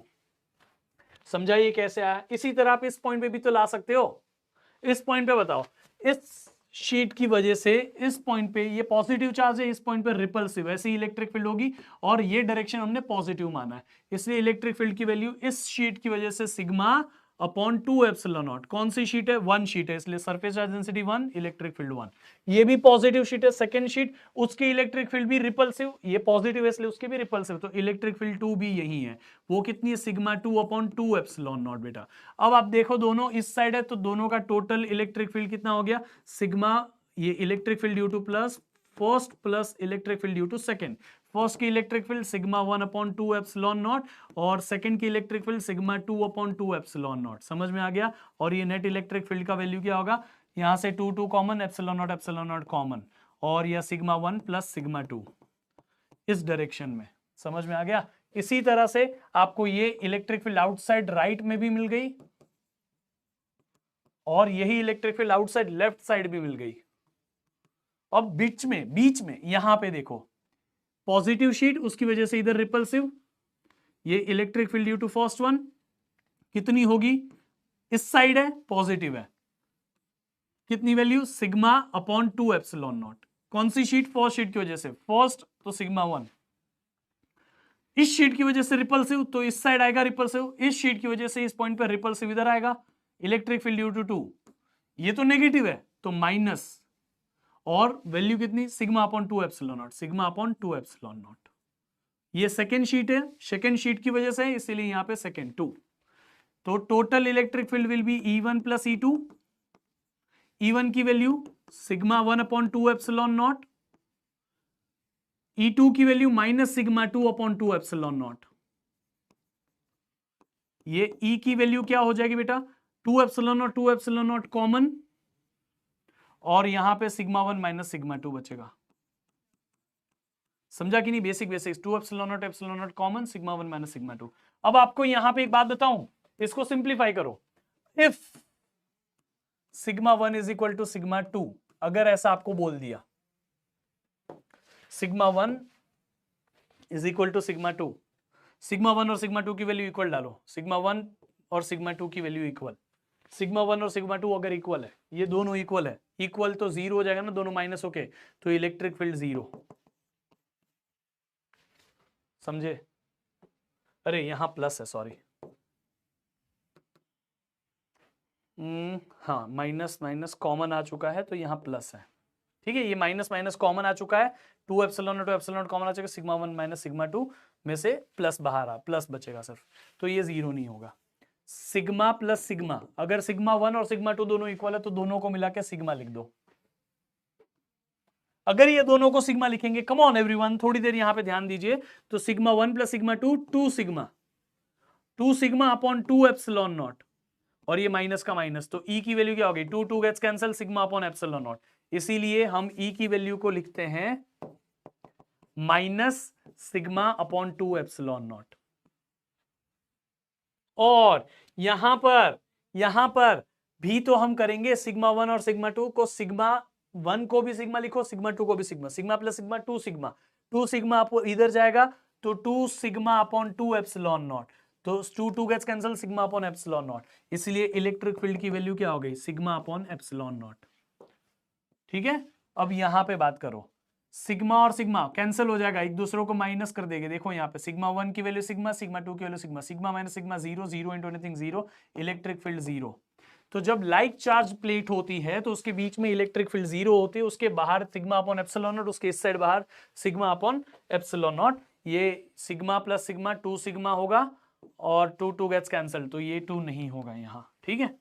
ये देख लीजिए एप्सिलॉन नॉट, ठीक है बेटा, सिंपल सा कैलकुलेशन है, थोड़ा मैंने जल्दी जल्दी में वहां पे 2 लिख दिया था। Sigma plus sigma 2 sigma, 2 sigma upon 2 epsilon naught, 2 2 gets cancel, sigma upon epsilon naught, sigma upon epsilon naught. But क्योंकि यहाँ इलेक्ट्रिक फील्ड इस साइड है नेगेटिव डायरेक्शन में, इसलिए माइनस, यहाँ पे पॉजिटिव डायरेक्शन में इसलिए प्लस में, बीच में 0 है।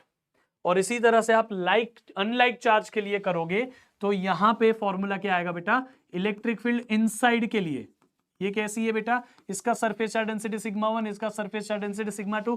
लेट्स से ये पॉजिटिवली चार्ज है, ये पूरी शीट नेगेटिवली चार्ज है, इसके बीच में इलेक्ट्रिक फील्ड का फॉर्मूला आएगा 1/2 epsilon naught sigma 1 plus sigma 2। यहां आएगा electric field will be equal to minus of 1/2 epsilon naught sigma 1 minus sigma 2, और यहां इलेक्ट्रिक फील्ड आएगा 1/2 epsilon naught sigma 1 minus sigma 2। और इसमें अगर दोनों एप्सिलॉन सिग्मा 1 और सिग्मा 2 की वैल्यू सेम कर दो तो यहां आएगा सिग्मा 1, यहां आएगा electric field will be equal to sigma upon epsilon naught, और यहां इलेक्ट्रिक फील्ड 0 और यहां इलेक्ट्रिक फील्ड 0। जो मैंने इसके पहले कैलकुलेशंस किया वही कैलकुलेशंस करके यहां पे भी आंसर आता है, बट मैं इसका कैलकुलेशन नहीं कर रहा हूं क्योंकि आपको ये सिर्फ इनके जरूरत है।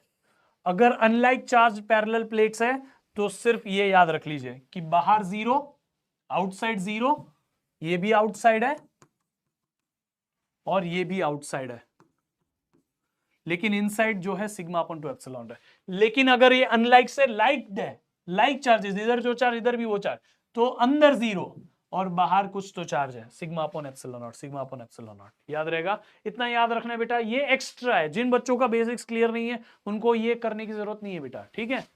ये मैंने आपको आपके लिए बताया है। अब इसके ऊपर आपके यहां पे मेरे पास सवाल भी है, देख लीजिए। ये सवाल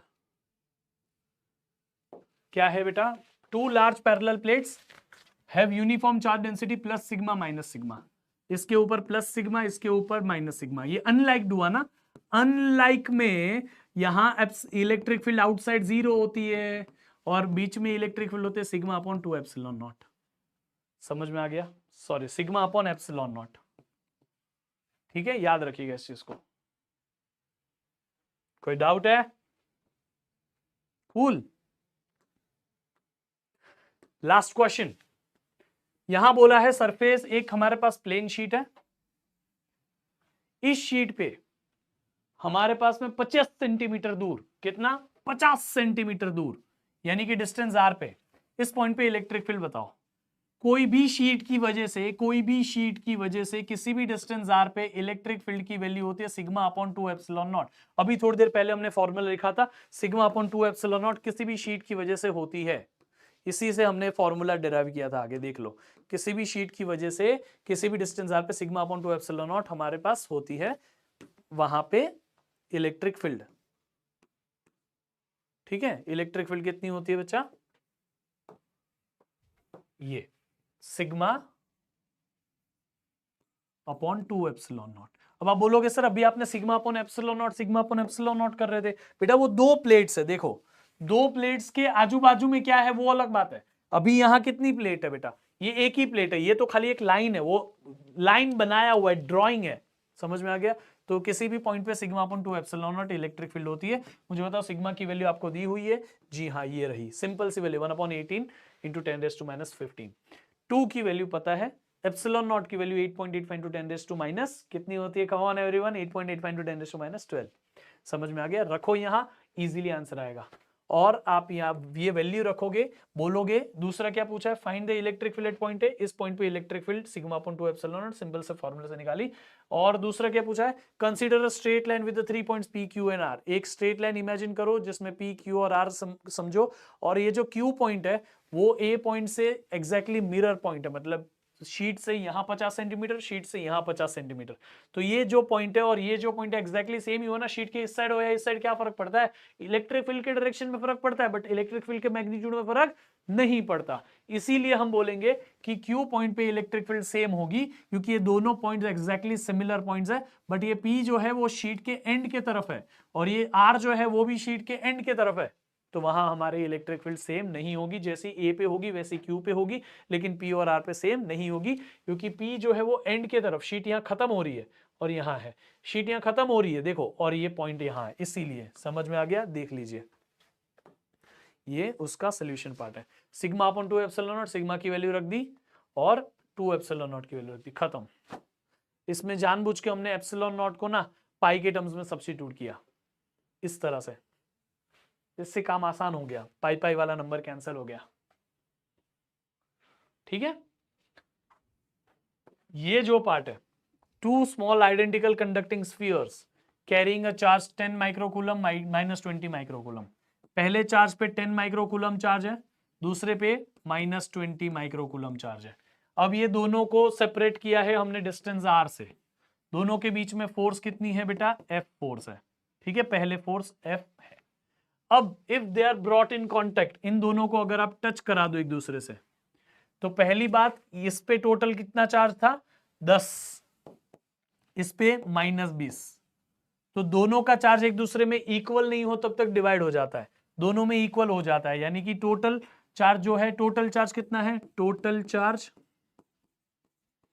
कितना हो गया? +10 -20। टोटल चार्ज कितना है बेटा? तो ये है प्लस कितना है? +10 - 20 +10। अभी ये टोटल चार्ज जो है डिवाइड हो जाएगा दोनों में, तो 10 का डिवाइड 5 इधर जाएगा, 5 माइक्रोकूलम, 5 माइक्रोकूलम इधर जाएगा। समझ में आ गया? ये दोनों मिला के डिवीजन हो गया। समझे कि नहीं? मैं आपको बता दूं इस चीज को वापस बच्चा, यहां पे देखो, अच्छा सवाल है इसलिए करा रहा हूं। एक के पास 10, दूसरे के पास -20, टोटल चार्ज कितना? +10। एक के पास 10, दूसरे के पास -20, टोटल चार्ज कितना है? तो टोटल चार्ज है सिर्फ टोटल चार्ज है +10। +10, क्योंकि दोनों नजदीक ला रहे हो, दोनों में डिवाइड कर दो, तो total charge divided by 2। Total charge क्या हो गया? टोटल चार्ज डिवाइड बाई 2 हो जाएगा। तो +10 - 20 divided by 2 which is going to give you 10/2 which is going to give you 5 microcoulomb. तो इसके पास भी +5 माइक्रोकूलम है और इसके पास भी +5 माइक्रोकूलम है अभी।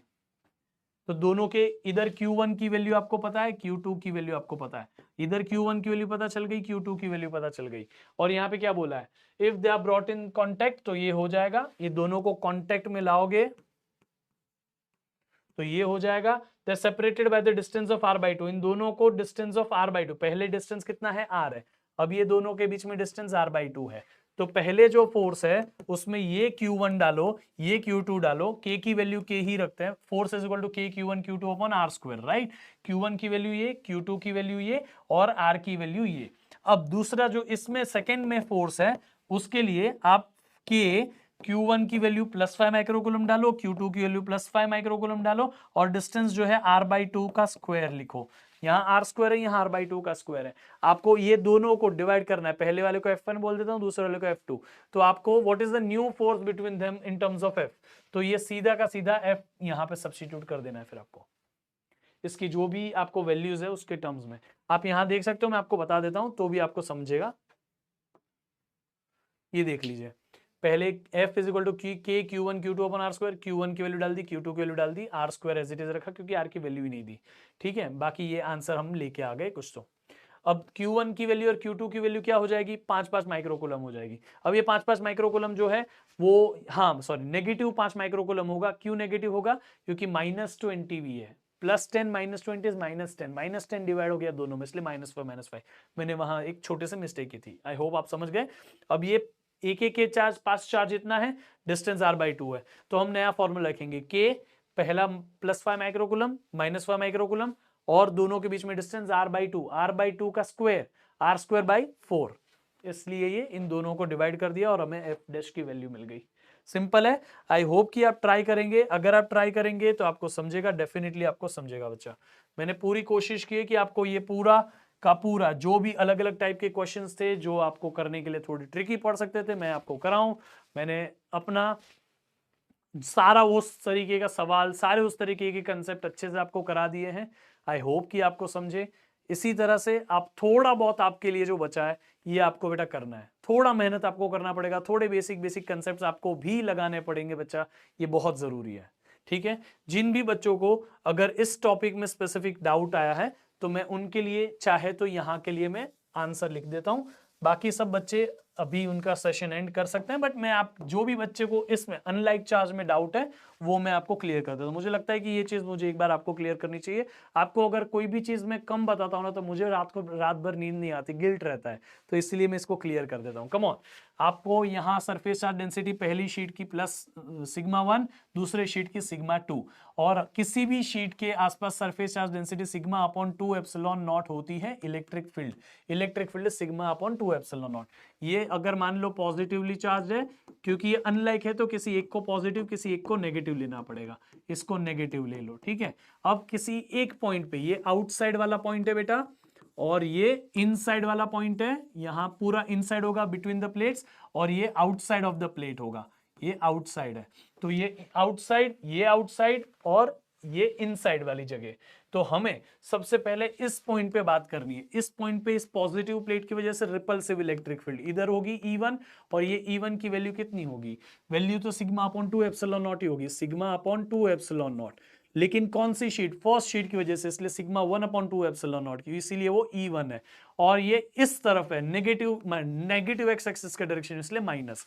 अब ये पहली शीट की वजह से लिख लिया आपने, दूसरी शीट की वजह से, ये शीट नेगेटिव है, नेगेटिव शीट की वजह से इधर अट्रैक्टिव इलेक्ट्रिक फील्ड होगी, और वो इलेक्ट्रिक फील्ड E2 की value sigma upon 2 epsilon not ही होगी।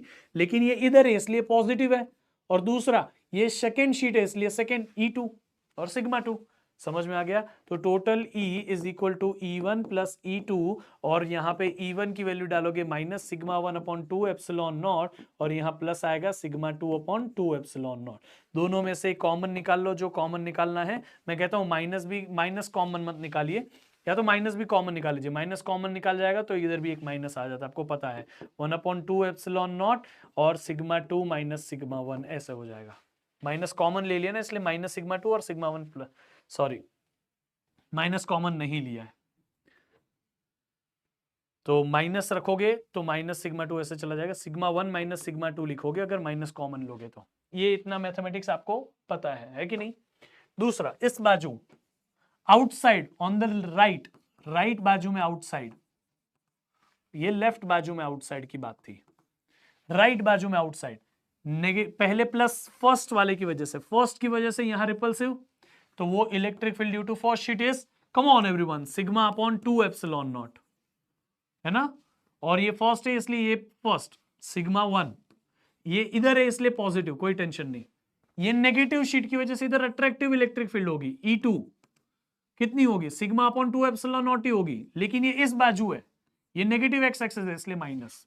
तो total electric field is E1 plus E2। E1 की value sigma 1 upon 2 epsilon not, E2 की वैल्यू कितनी है बच्चा? E2 is minus sigma upon 2 epsilon naught.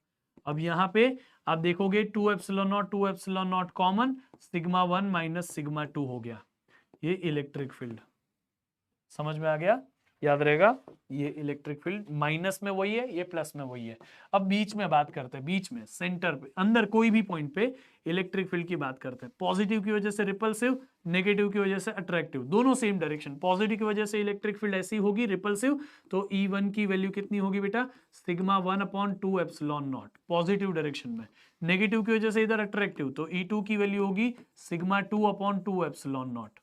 समझ में आ गया? इधर ही है इसलिए वो भी पॉजिटिव, तो total E will be E1 plus E2, net E is E1 plus E2, E1 की value sigma 1 upon 2 epsilon naught, और यहाँ सिग्मा 2 अपॉन 2 एप्सिलॉन नॉट। तो E की वैल्यू इतनी है। E की वैल्यू कितनी हो गई बच्चा? दोनों में से 1 अपॉन 2 एप्सिलॉन नॉट कॉमन, और सिग्मा 1 प्लस सिग्मा 2। अब आपको एक ही काम करना है, sigma 1 is equal to sigma 2 करके दोनों को सिग्मा सिग्मा सब्स्टिट्यूट करना है। सिग्मा माइनस सिग्मा 0, तो इलेक्ट्रिक फील्ड आउटसाइड इज 0। यहाँ sigma 1 minus sigma 2, sigma minus sigma 0, electric field is 0। Sigma plus sigma, sigma plus sigma 2 sigma, 2 sigma upon 2 epsilon naught, तो 2 2 cancel, तो sigma upon epsilon naught electric field when sigma 1 is equal to sigma 2। ये मैंने आपको बता दिया अनचार्ज के लिए। देखो मेरे से रहा नहीं गया बेटा, इसलिए मैंने करा है। ठीक है, मुझे फिर गिल्ट होता है कि आपको मैं कैसे थोड़ी बातें आपके ऊपर छोड़ दूं, नहीं मैं पूरा कराना चाहता था। ठीक है, so thanks to all of you. I hope कि मैं जाना ही नहीं चाहता हूँ यार आपके सामने से, मुझे यार ये स्क्रीन छोड़ के नहीं जाना है, बट अनफॉर्चुनेटली मुझे जाना चाहिए अभी क्योंकि 1.5 घंटा हो चुका है। आई होप कि आपको ये क्लास समझा। अब अगले क्लास में मैं आपको नया चैप्टर शुरू करूंगा which is electric potential in capacitance. ठीक है, वापस मैं आपको यही बेटा समझाने की कोशिश कर रहा हूं। मुझे एक आखिरी मौका मिलता है आपको पढ़ाने का, तो मैं कहता हूं कि मैं जितना ज्यादा कंटेंट आपको दे पाऊं वो मैं करा दूं। ठीक है, तो अगला क्लास 1 शॉट होगा। प्लीज अगर आपको ऐसी प्रॉब्लम है कि तीनों क्लासेस कैसे करें, तो कोई दो तीनों रिकॉर्डेड ही है, 1-2 आज देख लो, 1-2 कल देख लो, खत्म है ना। आपको थोड़ा तो एक्स्ट्रा देना पड़ेगा। अभी फिजिक्स आपको जो है ना, एक दिन फिजिक्स नहीं है वीक में, 2 दिन नहीं है एक्चुअली, तो उन 2 दिन पे भी आपको थोड़ा बहुत पढ़ना पड़ेगा बेटा। थोड़ी मेहनत करनी है मुझे भी, थोड़ी मेहनत करनी है आपको भी, हम दोनों साथ में मिलकर अच्छे से कर लेंगे। ठीक है, आई होप कि आपको मेरा क्लास अच्छा लगा। अगर आपको सब कुछ समझा है ना, तो प्लीज मुझे कमेंट बॉक्स में कमेंट करके बताओ कि आपको सब कुछ समझा है बेटा। आप बताओगे तो मुझे समझेगा ना बेटा, तो मुझे बहुत फर्क पड़ता है कि आप मुझे बता रहे हो कि नहीं।